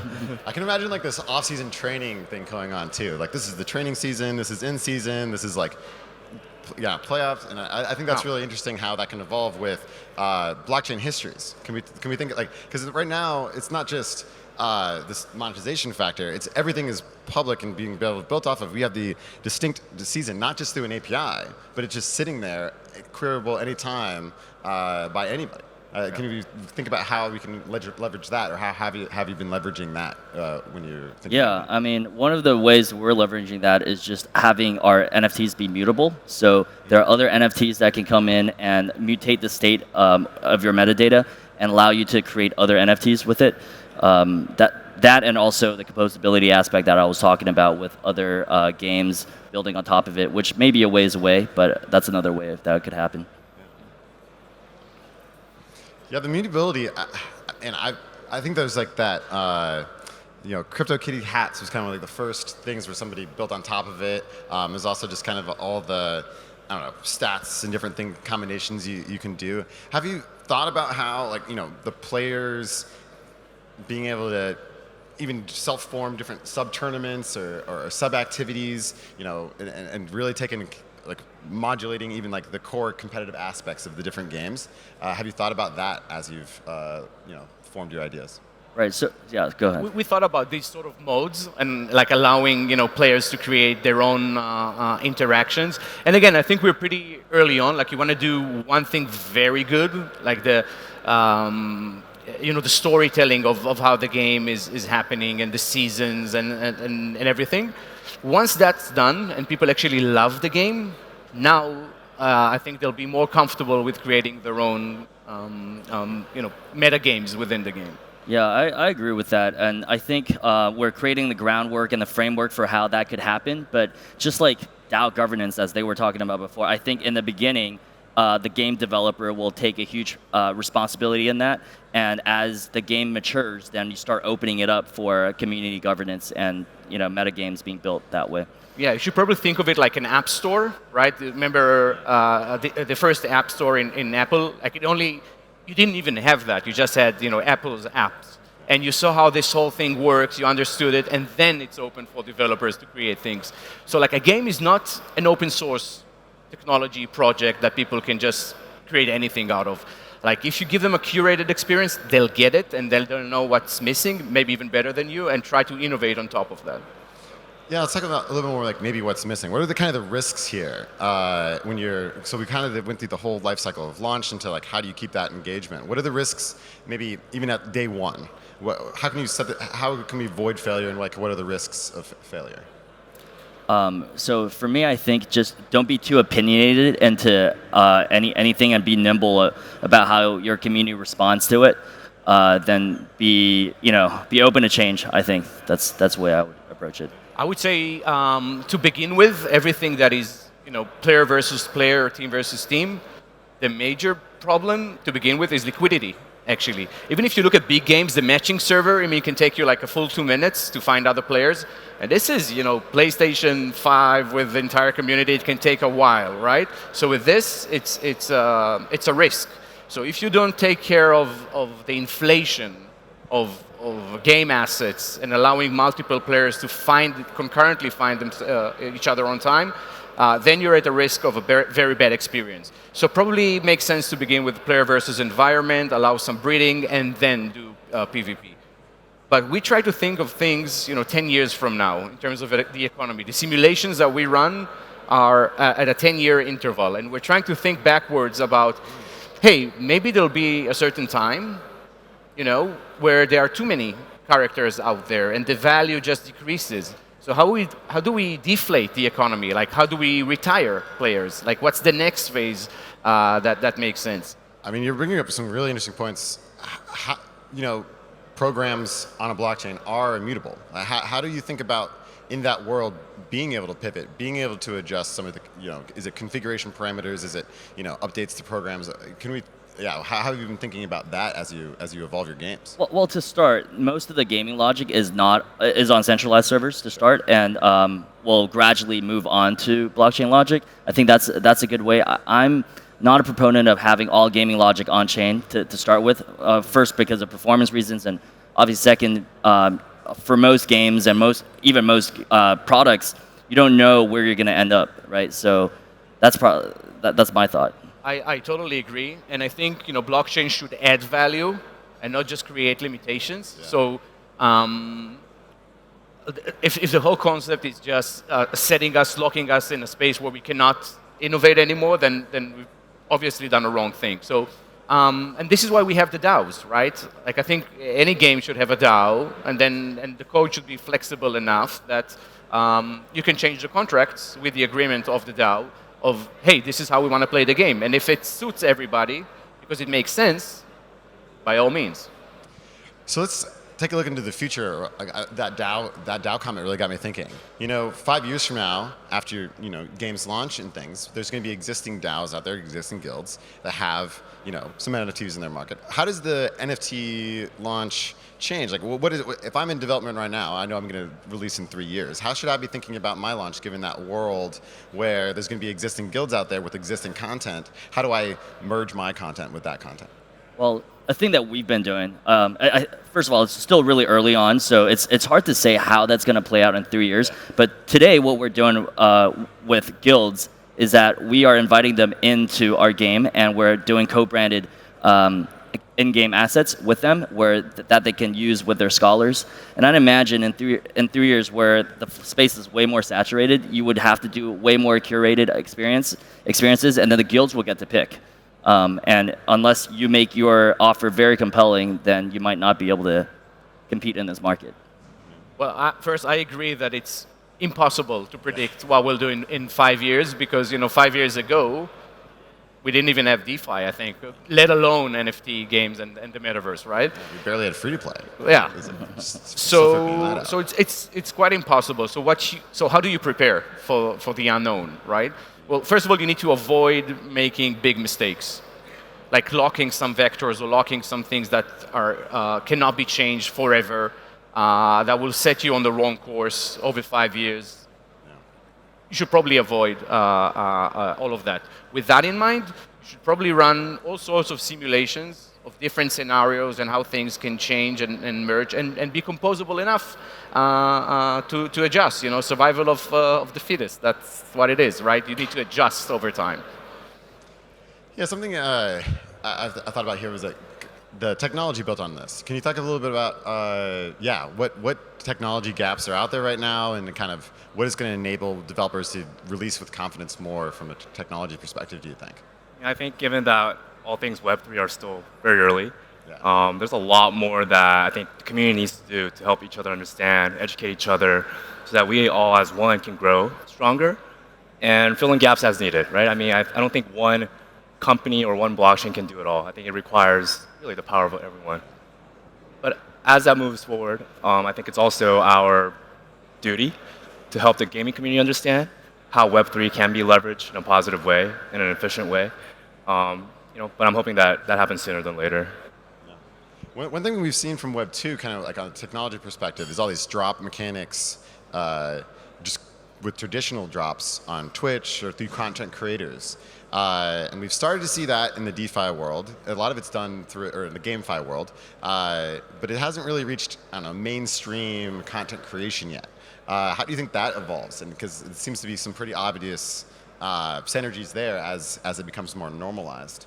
I think it's starting to slowly happen already. The mainstream audience is always going to be a little slower to the innovations of crypto, but from what I've seen, we're getting a lot of calls from traditional brands and events that want to do co-branded launches and stuff. So I think moving forward, that's just going to get bigger and bigger. Yeah, no, definitely. And there's a lot of hype around the games, right? And all the gaming studios, the major gaming studios, are all fairly interested in what's going on, and experimenting. And I think one issue that we see is that all the listed companies, the big ones, can't really handle crypto. If they're listed in the US, can't really handle this part easily. The legal team will be like, we do not touch crypto, right? So they invest in things, and they call, and they ask. So I definitely see this evolve. I think, we used to think, like one of our investors is Morgan Beller. She was the co-creator of Libra in Facebook. Oh. And she said, we used to think that stablecoins will be the thing that brings the next 100 million people to crypto.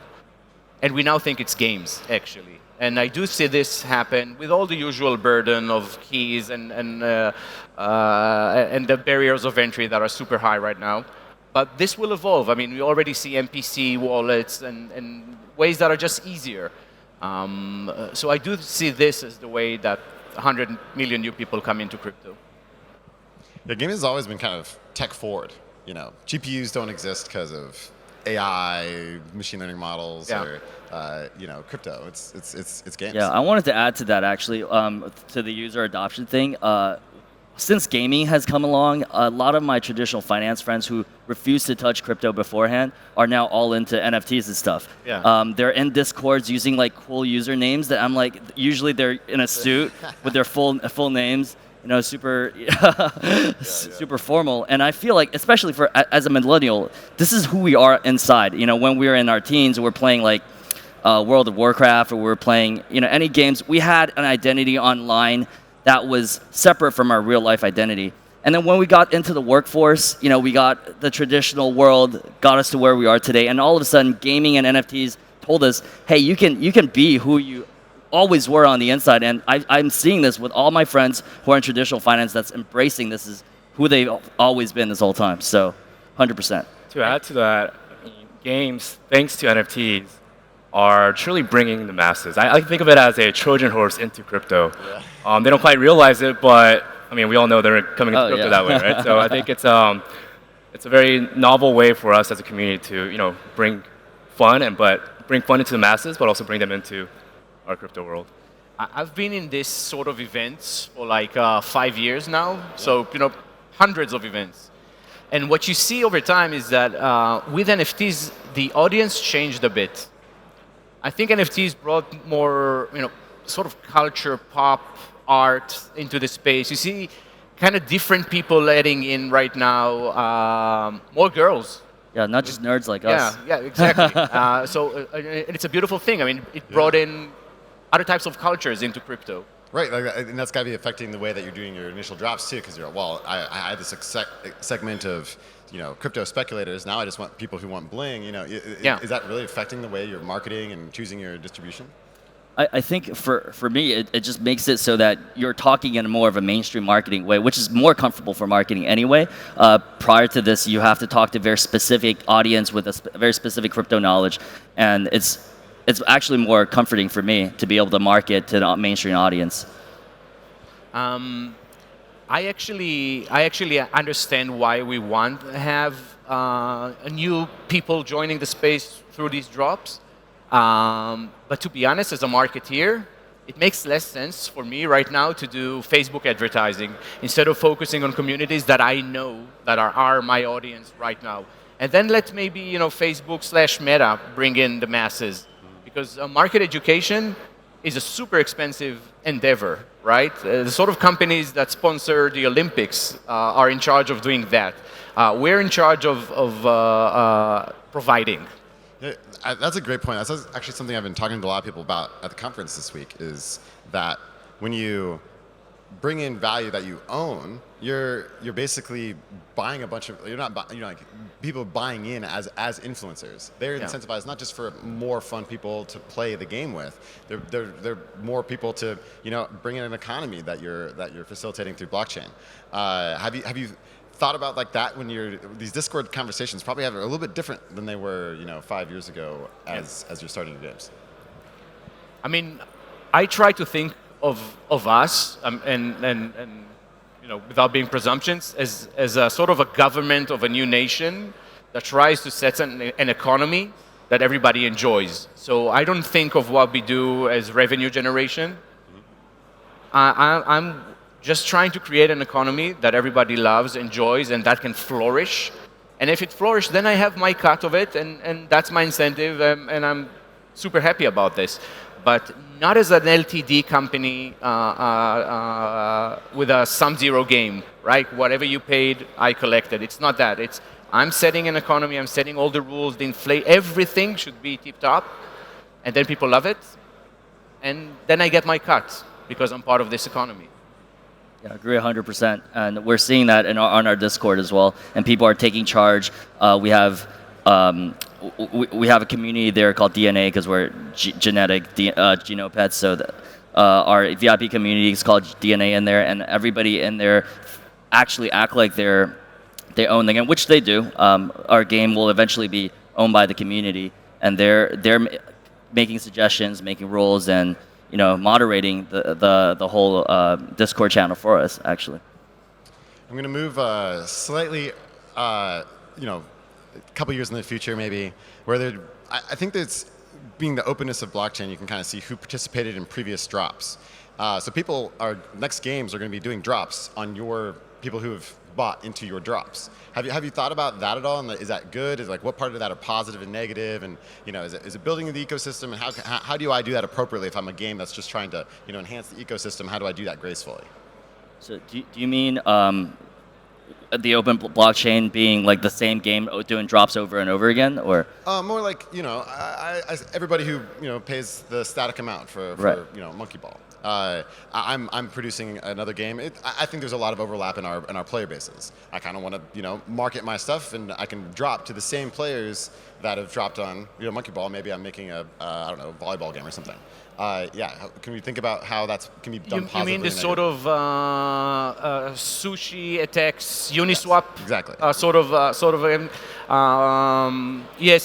To be honest, I am weary of that. But if it happens, it means we're doing well, right? I mean, I don't see people dropping on small games that doesn't make sense. So, kind of be happy and flattered if that happens to us.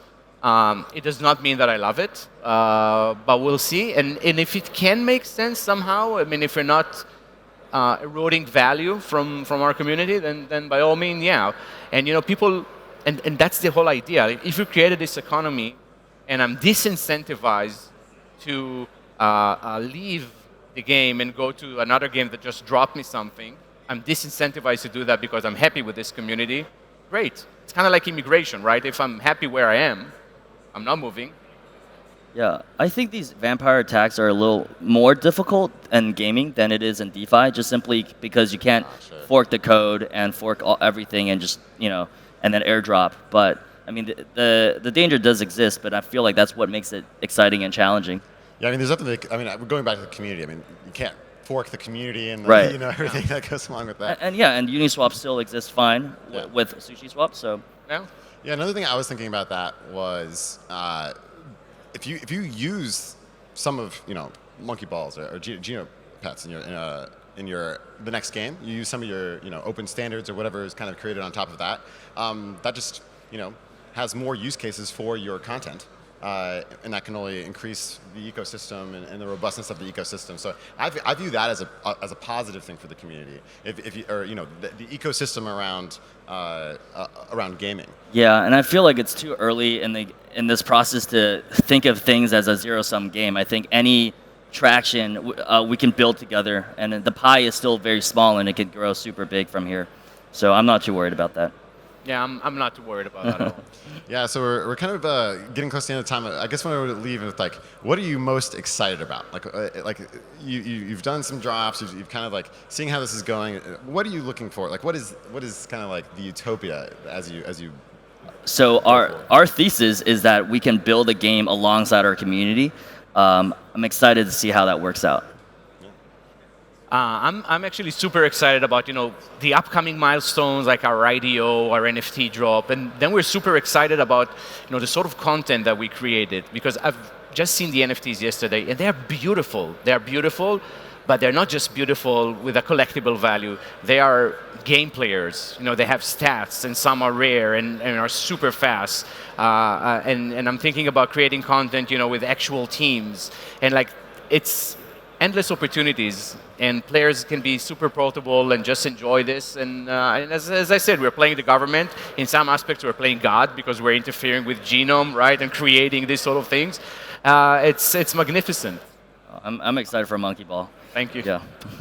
I'm excited for what we are not even thinking at this moment, meaning as a gamer, as a community member, having Genopets and Monkey Ball as part of our partners at Metaplex Studios, why not some kind of collaboration where, as a gamer, I could hop into both metaverses, possibly both, and even our other VIP partners like Nyan Heroes, Amiyan Studios. Would love to see just a lot of fun collaborations to come. And of course, once the big gaming studios come in, Sony, Nintendo, Microsoft, I think it's going to open up a lot more creativity. You could have an egg as a soccer ball. Sorry? An egg as a soccer ball. Yeah. Yeah. I actually thought about that. Nice. Let's talk. All the weird ideas. Yeah. Good thought to end on. Thank you so much for all of your time. Yeah. Thank you. Yeah. All right. Thanks. That's great. I learned a lot from you.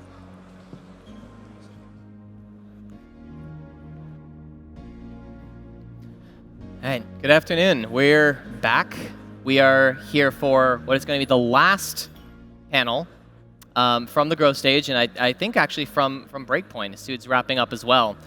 So with this, we are going to be talking about oracles, right? So this is kind of a fun topic. I'm passionate about them. I'm actually moderating this session, so you're going to see a great stage transition in a second. But the thing about oracles is you can't trust them, and you have to trust them. And that's like, it's this beautiful paradox that you exist in. And they play an incredibly important role in the entire ecosystem. And they've made a ton of stuff possible. There's a whole bunch more to come. So let's bring everyone up on stage and let's talk about oracles.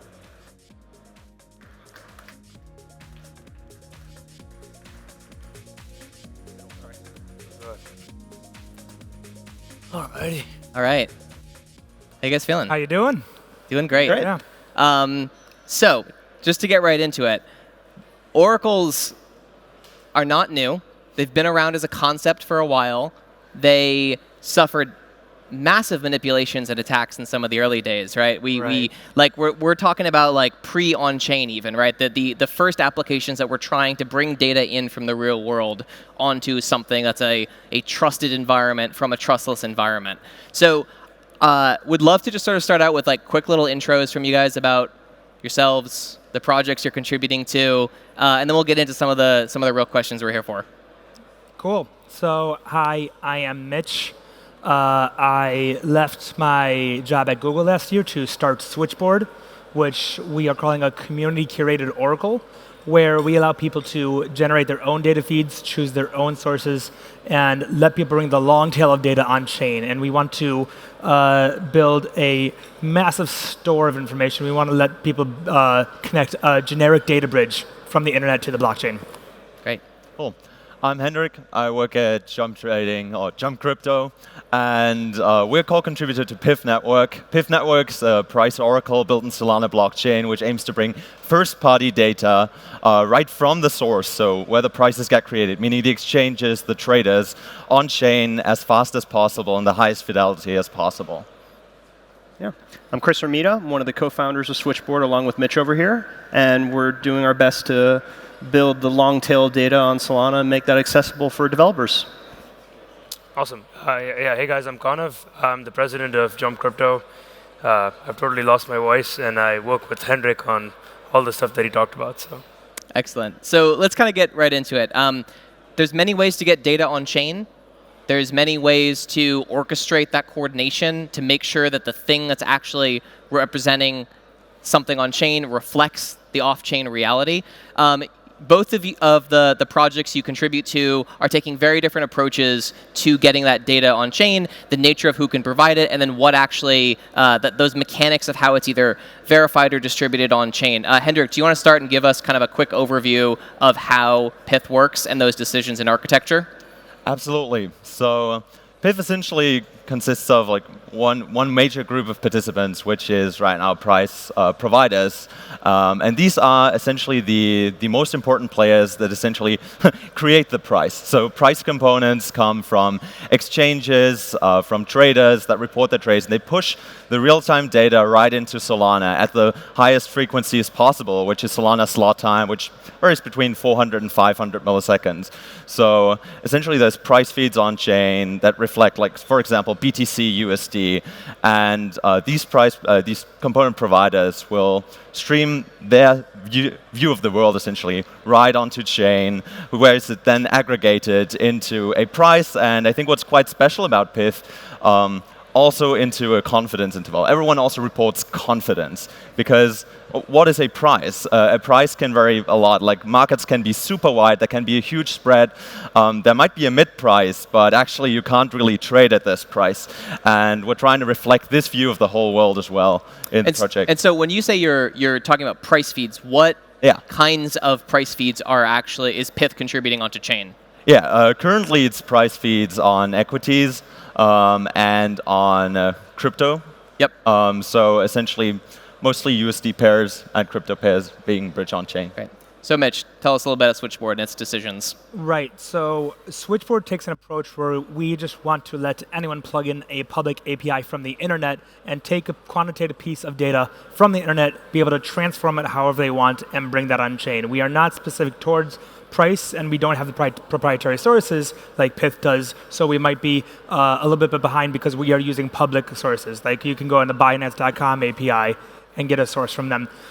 We also allow you to get WebSocket information as well, so you can be a little bit faster with that whole operation. And then, yeah, let me. Yep, totally. Of course. So when we're looking at something like that, do you consider yourself an oracle, a data feed? Do you see a difference between those two terms? So when we are creating an oracle, I imagine that as a bridge to any off-chain data. And we are just trying to make it generic for any piece of off-chain data, so I see those as synonymous, personally. Yeah. Got it. Yeah. And when we actually have this, we have a set of oracles that will report the same value. We have each oracle take the median from multiple sources that are mapped to a single data point, which we call a data feed. And then after all the oracles decide what the truth is, in our current setup, it's the median. We take the median of the oracle's results as well. So you would need to corrupt 51% of the sources or 51% of the oracles to edit the result.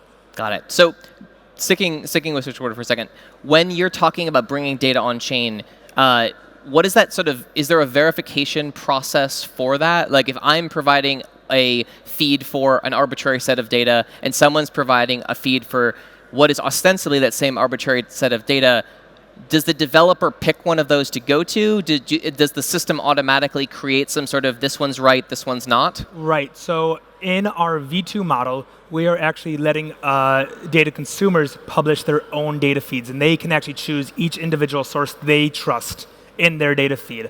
And with that, we are letting people actually choose the incentive model on how much oracles need to stake, how much they're rewarded, and how they are slashed. Since we think that it's unpredictable for an oracle provider to actually know the downstream use case, and the person actually that's consuming the data should choose the slashing mechanisms that the oracles will have repercussions to make sure their incentives are aligned with the maximum incentives of your application. Yeah. So Hendrik, you guys chose a bit of a different model, right? That coalescing of multiple data coming from multiple providers into one data point, that is done on-chain. That's done in a system where the user is not picking, oh, I want the data from this provider, but they're getting one. Like, tell us a little bit why that decision was made and sort of your thoughts on that architecture and approach. Absolutely. I think the thought behind this model was primarily on preventing staleness and getting the most transparent and up-to-date price as possible.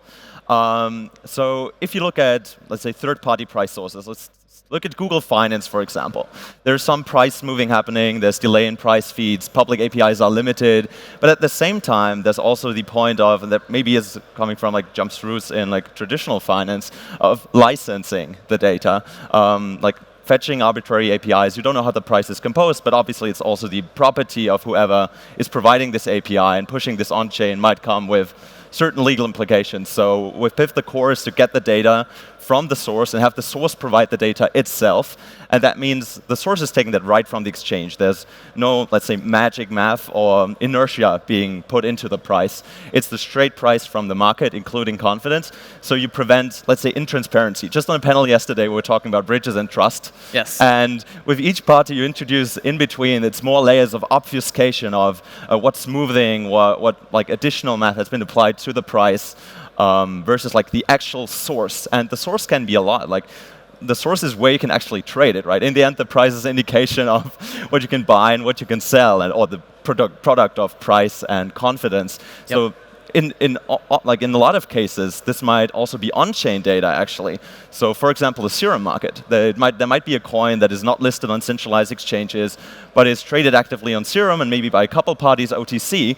So the OTC traders would report their prices straight into the feed, and the on-chain contract, actually, like Serum, would also report its price into PIF, where it is aggregated. So you always have first-party data, and you know exactly where it's coming from, and you know it's straight from the source. No layers of obfuscation or parties in between that are, let's say, not aligned or involved. Often with oracles, you have people fetching APIs. You have a price source that makes up the price, someone fetching the price, and then the chain, we take out the middle piece, essentially.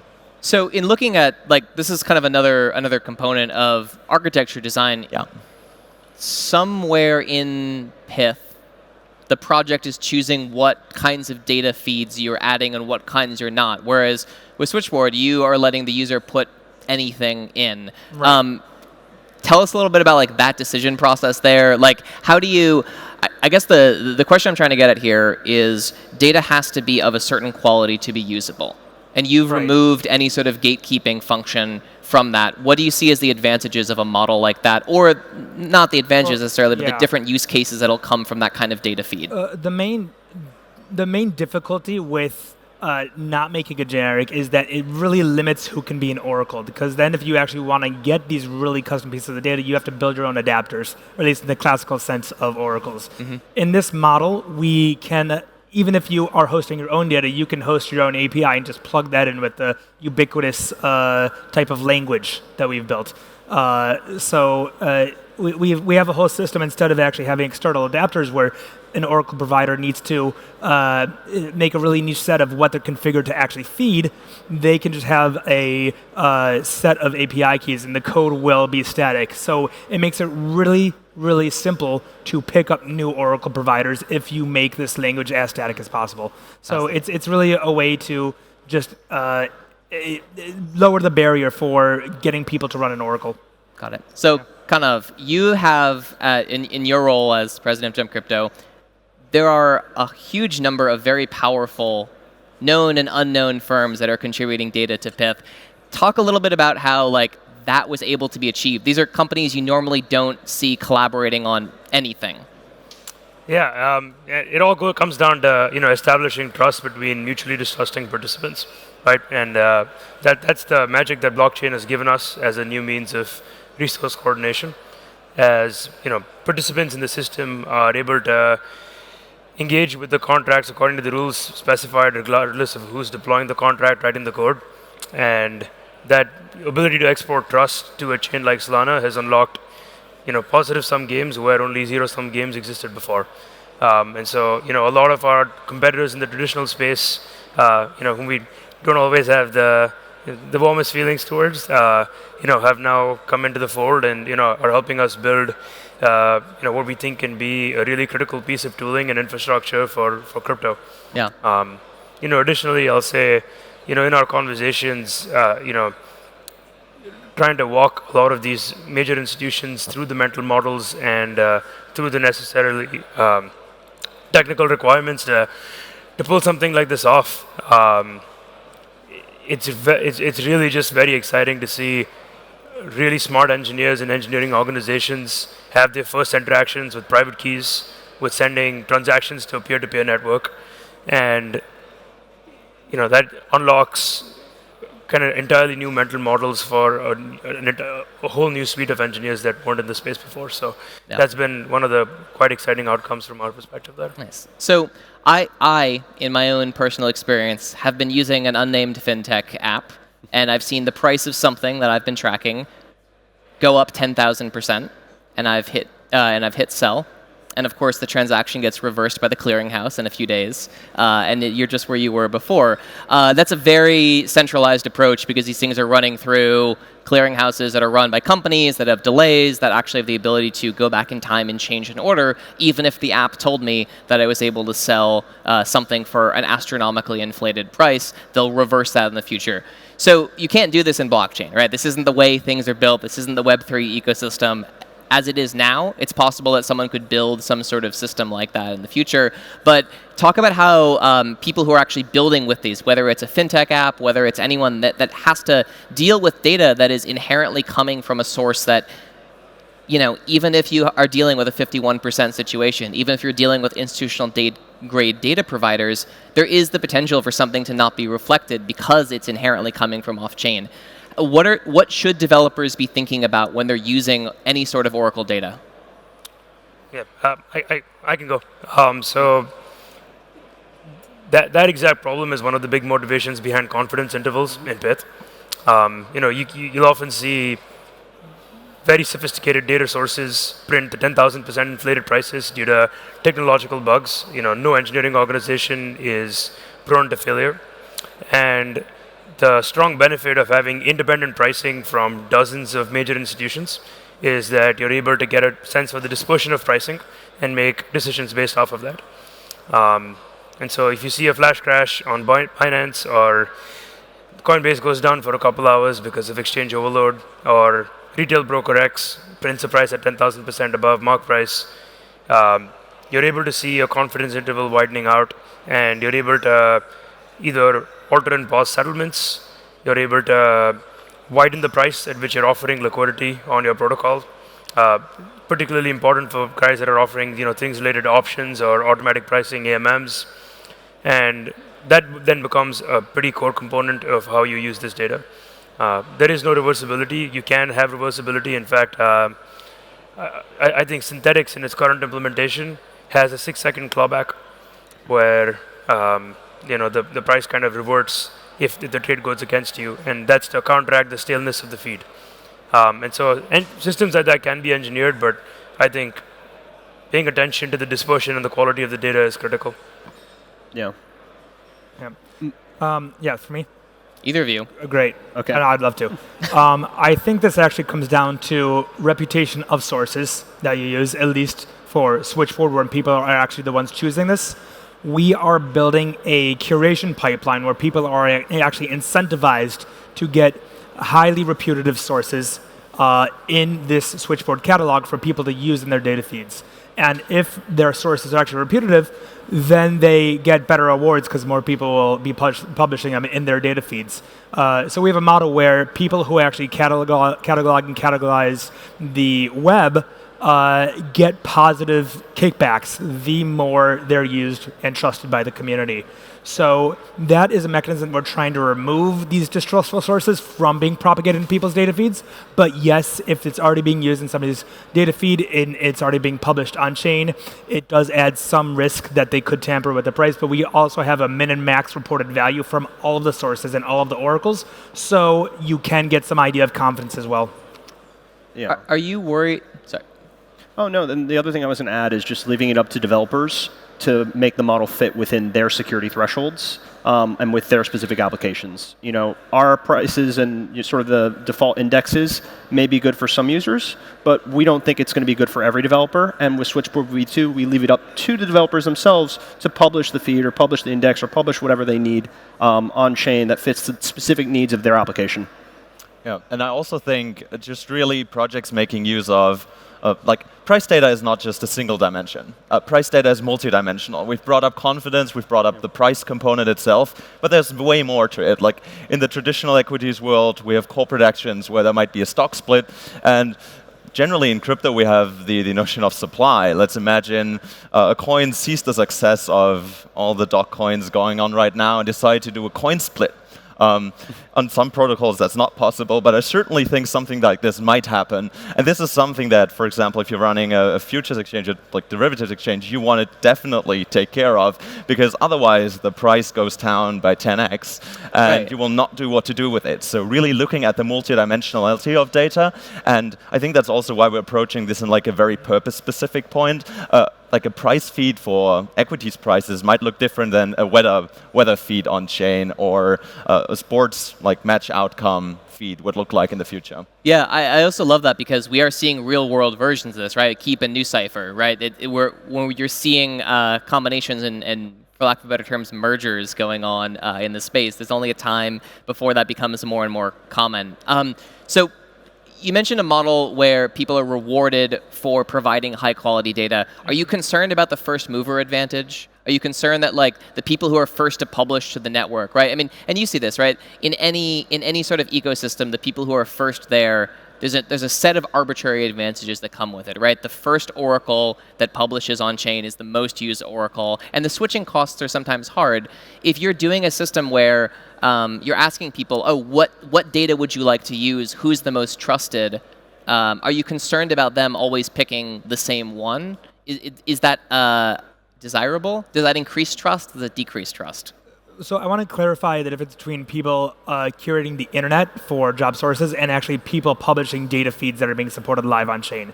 When we're talking about people categorizing the internet, we just are rewarding people for bringing these certain jobs, what we call jobs, on chain into a data feed that people can use. And if they're the first mover, that's actually beneficial. They are populating this catalog that anyone can use. So it's not that someone's publishing a specific data feed that's going to be publishing a certain set of sources that other people are just going to use and trust. It's about building that categorization and catalog that anyone can use. And if someone's the first mover to categorize Binance and FTX in a really well-formatted way that people can use, I think more power to them. Yeah. All right. How many oracles do we need? No, I joke, but it's a real question. Unbounded. Yeah, unbounded. We want to make a bridge to the internet. That's the goal of oracles. It should be per usage. For prediction markets, they talk about a single season. You might need over 200 feeds for every game. It's unbounded and it's infinite. It's going to keep growing. Yeah. I think there's definitely a market for purpose-specific oracles. I think the special tool rather than the Swiss Army knife is probably the right choice for extremely high-value transactions. So you've kind of seen this approach for financial data, for web data.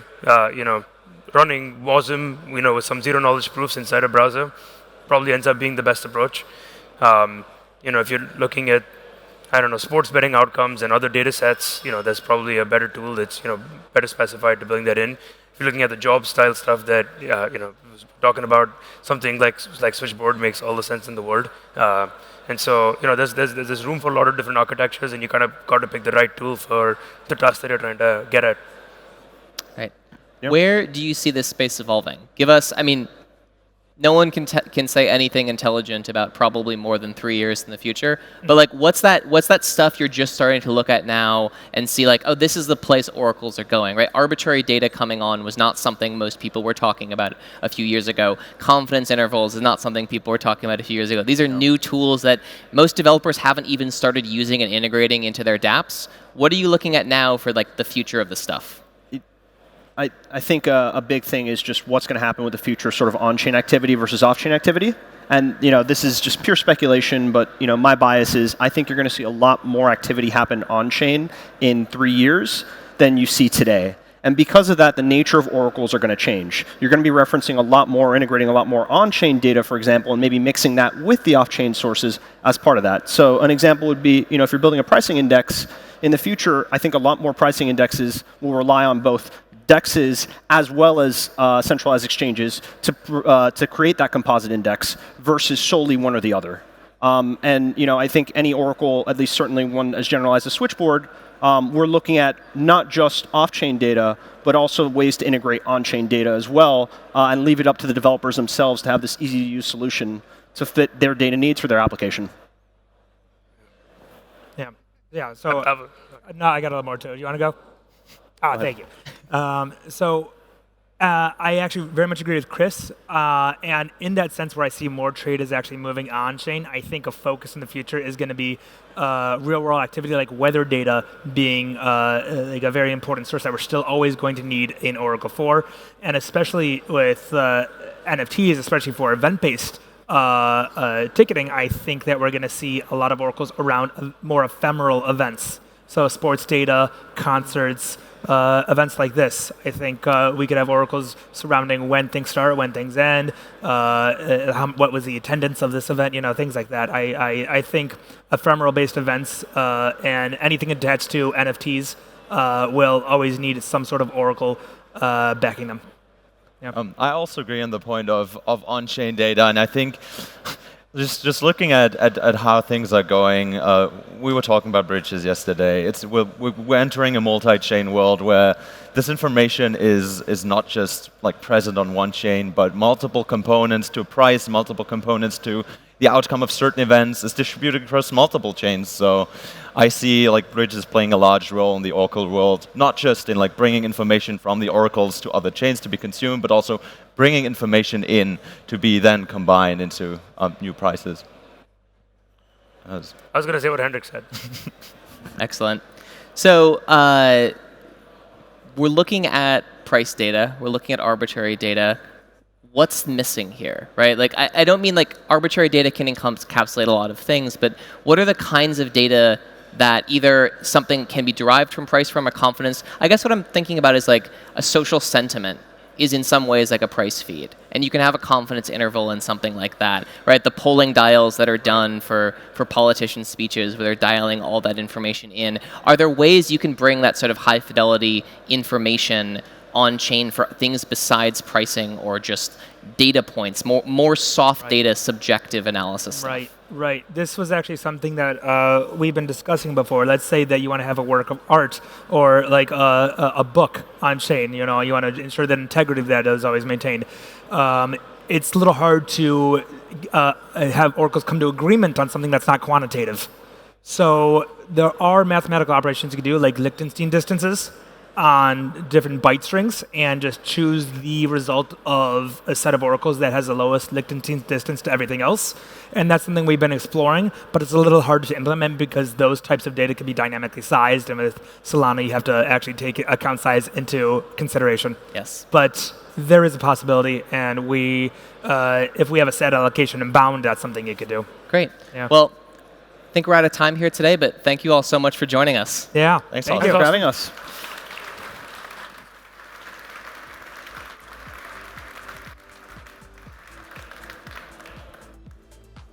So thank you all for joining us here today. I think it's fitting that for this session, we're wrapping up in a beautiful greenhouse on the growth stage, talking about what's coming next, what's the future.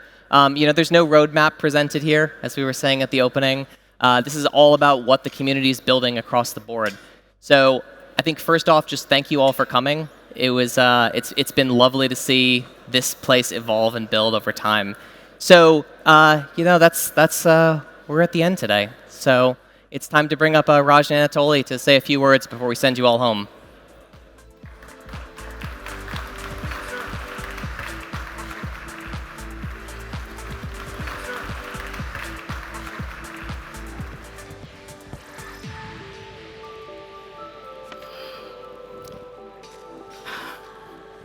Hey, everybody. Did you have a good time?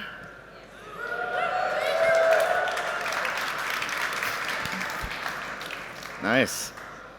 Awesome. This has been so beautiful. It's been such an amazing set of events, and all the builders that came on stage across all the 3 venues and showed what they're working on and had so much passion for what they're doing. It's just like truly inspiring, and it really, I can feel the energy here. I think everybody's been talking about the energy across the whole, set of events as the beginning of something really special. So I'm super happy about that. Yeah, this has been just kind of blown my mind, honestly. Really didn't expect this many people to show up. When everything sold out in like 2 weeks, I was blown away, but still didn't really believe that that was really happening. And of all the folks that I met, I shook like a million hands, so I hope nobody got sick from me. but it was just awesome to feel the energy of the people working and building in the ecosystem, and just feel their vibes and kind of ideas flowing out of them of all the things we can build in the future. Yeah, and also, of course, thank you so much, all of you, for coming to Lisbon. If you're not from here already, give yourself a round of applause. It's like,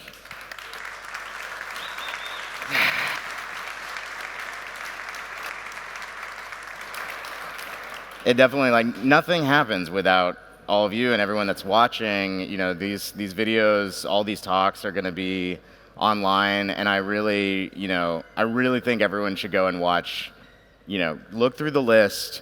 The team that put on this event had such incredible programming. The people that came and showed what they're working on and what their ideas are and how they're approaching the space, they had really transformative and impactful things to say. And I think everyone was so busy just meeting each other and celebrating and enjoying this time that a lot of those talks didn't get seen by everyone. But actually, can we get the slides up? We have some recaps.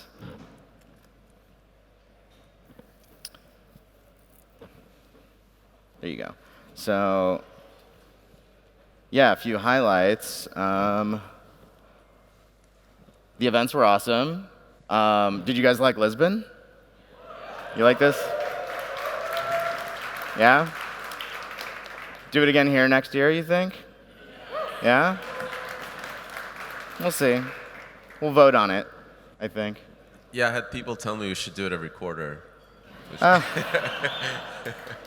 think I have an idea of what next year looks like, and well, it's not just going to be nothing and then next year. So there will be stuff. It'll be good. But yeah, no, thank you so much for the team and the the event organizers. Amplified helped put this event on, and they just did a knockout job.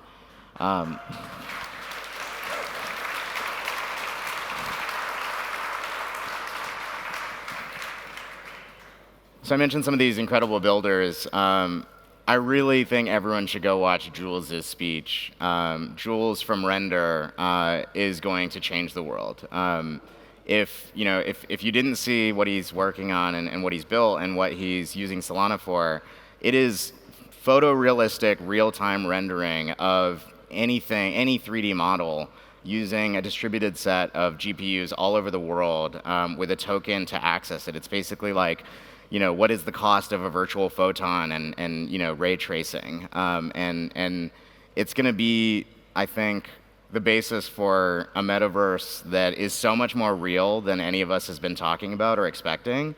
And I think it's going to happen way faster than any of us is expecting. So definitely check that one out. Jules announced that he's doing it all on Solana. There's going to be the render token. And he's got this incredible vision, and I can't wait to see it come true. Do you want to talk about Brendan? Brendan, one of my heroes in software and, founder of JavaScript. He was basically there when Mozilla developed the Rust language. And it's amazing. It's amazing for him to commit Brave to such a deep integration with Solana and really try to take a swing on an idea of a web that is built from the ground up to be non-parasitical like the Web 2 that we have today. I'm just really excited for him to be involved. It's just awesome.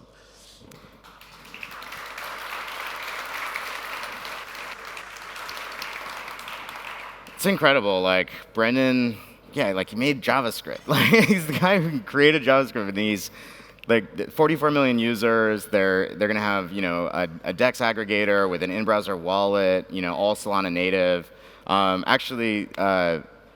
So after the Neon talk, Astani from Aave announced Aave is going to be on Solana. Curve is going to be on Solana through Neon. Sushi will be on Solana through Neon. And Brave, all those 44 million users, will default to the Solana instance of all of these applications, these DeFi blue chips that really pioneered the space.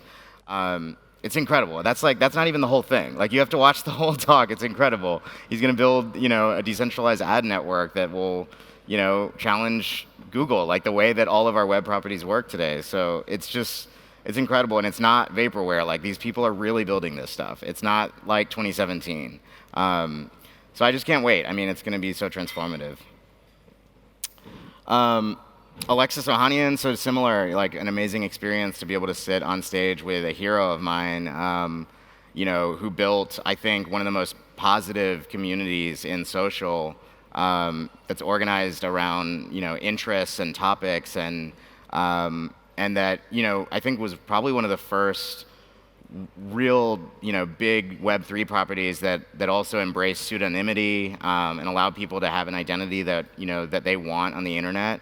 And Reddit's gigantic, but Alexis has this vision for how social can play out on Web3 that I think is going to be as transformative, 10 times as transformative as what Reddit and Twitter and Facebook have been able to achieve. And it's a distributed one. It's where everyone is building it together with different clients, different protocols that are all interacting with one another. Alexis announced a $100 million fund to support that, and he's very serious about mentoring and supporting this next wave of entrepreneurs to build that future. So it's like a dream. It's crazy. Please watch that one. I mean, there's all of the talks, and especially technical ones for the engineers as well. Really awesome stuff. Bartosz. Give Bartosz a round of applause. Like,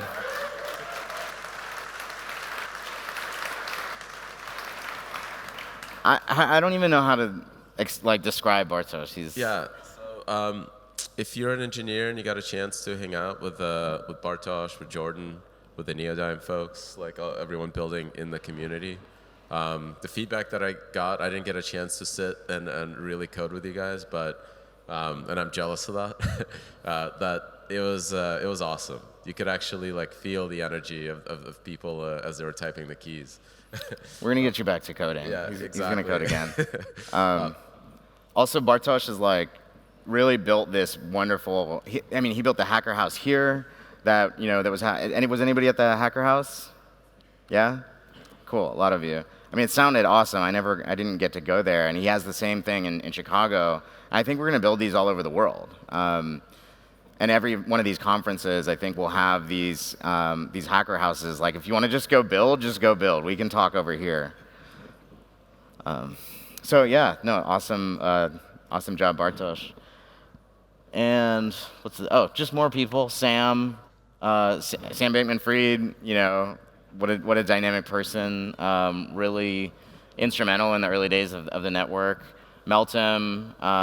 Kyle, Georgios from Paradigm, Tegan from Edge and Node, just incredible people that are all leaders in this network, right? It's what is it like? Decentralization is an abundance of leaders, not zero leaders, right? These are all the leaders emerging, and you can be that too, right? And what's cool is that there's so much overlap with the Solana community and the Ethereum one, but it's definitely distinct. And a lot of these folks are in both, and that's totally fine. And because the vision is like one of where we enable decentralization and an idea of cryptographic self-custody and ownership through that for the entire world together. And that to me has always been part of this. Yeah, like Solana is just an extension of the movement that has existed and continues to exist and grow. Like, we're just trying to grow the movement of everyone having key pairs and self-custody and transacting and interacting and messaging peer-to-peer, in a global state machine. And I think this conference has really like made it clear that that's going to happen. I think it's going to happen very quickly. Investors, it's like kind of, there's a little bit of stigma around investors, right? Like coming to a conference and wanting to invest in everything and take everyone's time, right? But like, it doesn't happen without them either, right? Everyone has to be, contributing, and investors, convince the world that it makes sense to take their hard-earned money and value and put it into these crazy early speculative things. Like, nobody knows that these things are going to work. But investors tell that story and they make it happen. Like, we have to appreciate them, I think. So investors were on stage and shared their vision and shared their work, and I think that's really important too. Are we all gonna make it? We're all gonna make it. We're all gonna make it. This venue is really cool. Yeah, this is a really awesome venue. I was just walking through the forest with Nigel Eccles. He started FanDuel and grew that into a giant sports betting business. He's starting BetDex, which is a sports betting protocol on Solana, and Vaults, which is NFTs as passes to all kinds of creator content. And I mean, it's just switching between that inspiring, just vibing and sharing a vision, and then coming into your closed space and building. Like, I think that's kind of rhymes with COVID too. Just COVID, everyone was inside, building, and I think Breakpoint was kind of like going outside and reflecting together and sharing dreams. My one hope is that over the next year we just don't spend all of our time at conferences. Like, just come to ours, and let the rest, they're cool too. Anything to add? No. Cool. This was cool. Did you all see this? The live visualization of network transactions and activity? We're gonna need a bigger block space. So, I mean, Jules should render this with much higher resolution next year. We'll talk to Jules about that. Yeah, but I never imagined seeing something like this. Talking to everyone here is that we're going to need a lot more block space. So Yeah, I think we're gonna fill up all this block space and then some. Yeah, then you're gonna have to just code and like handle it all. Awesome. So that's it. That's all we had prepared. Again, thank you so much. I mean, from the bottom of our hearts for coming and being part of this movement. It's just incredible. Yeah, thank you all.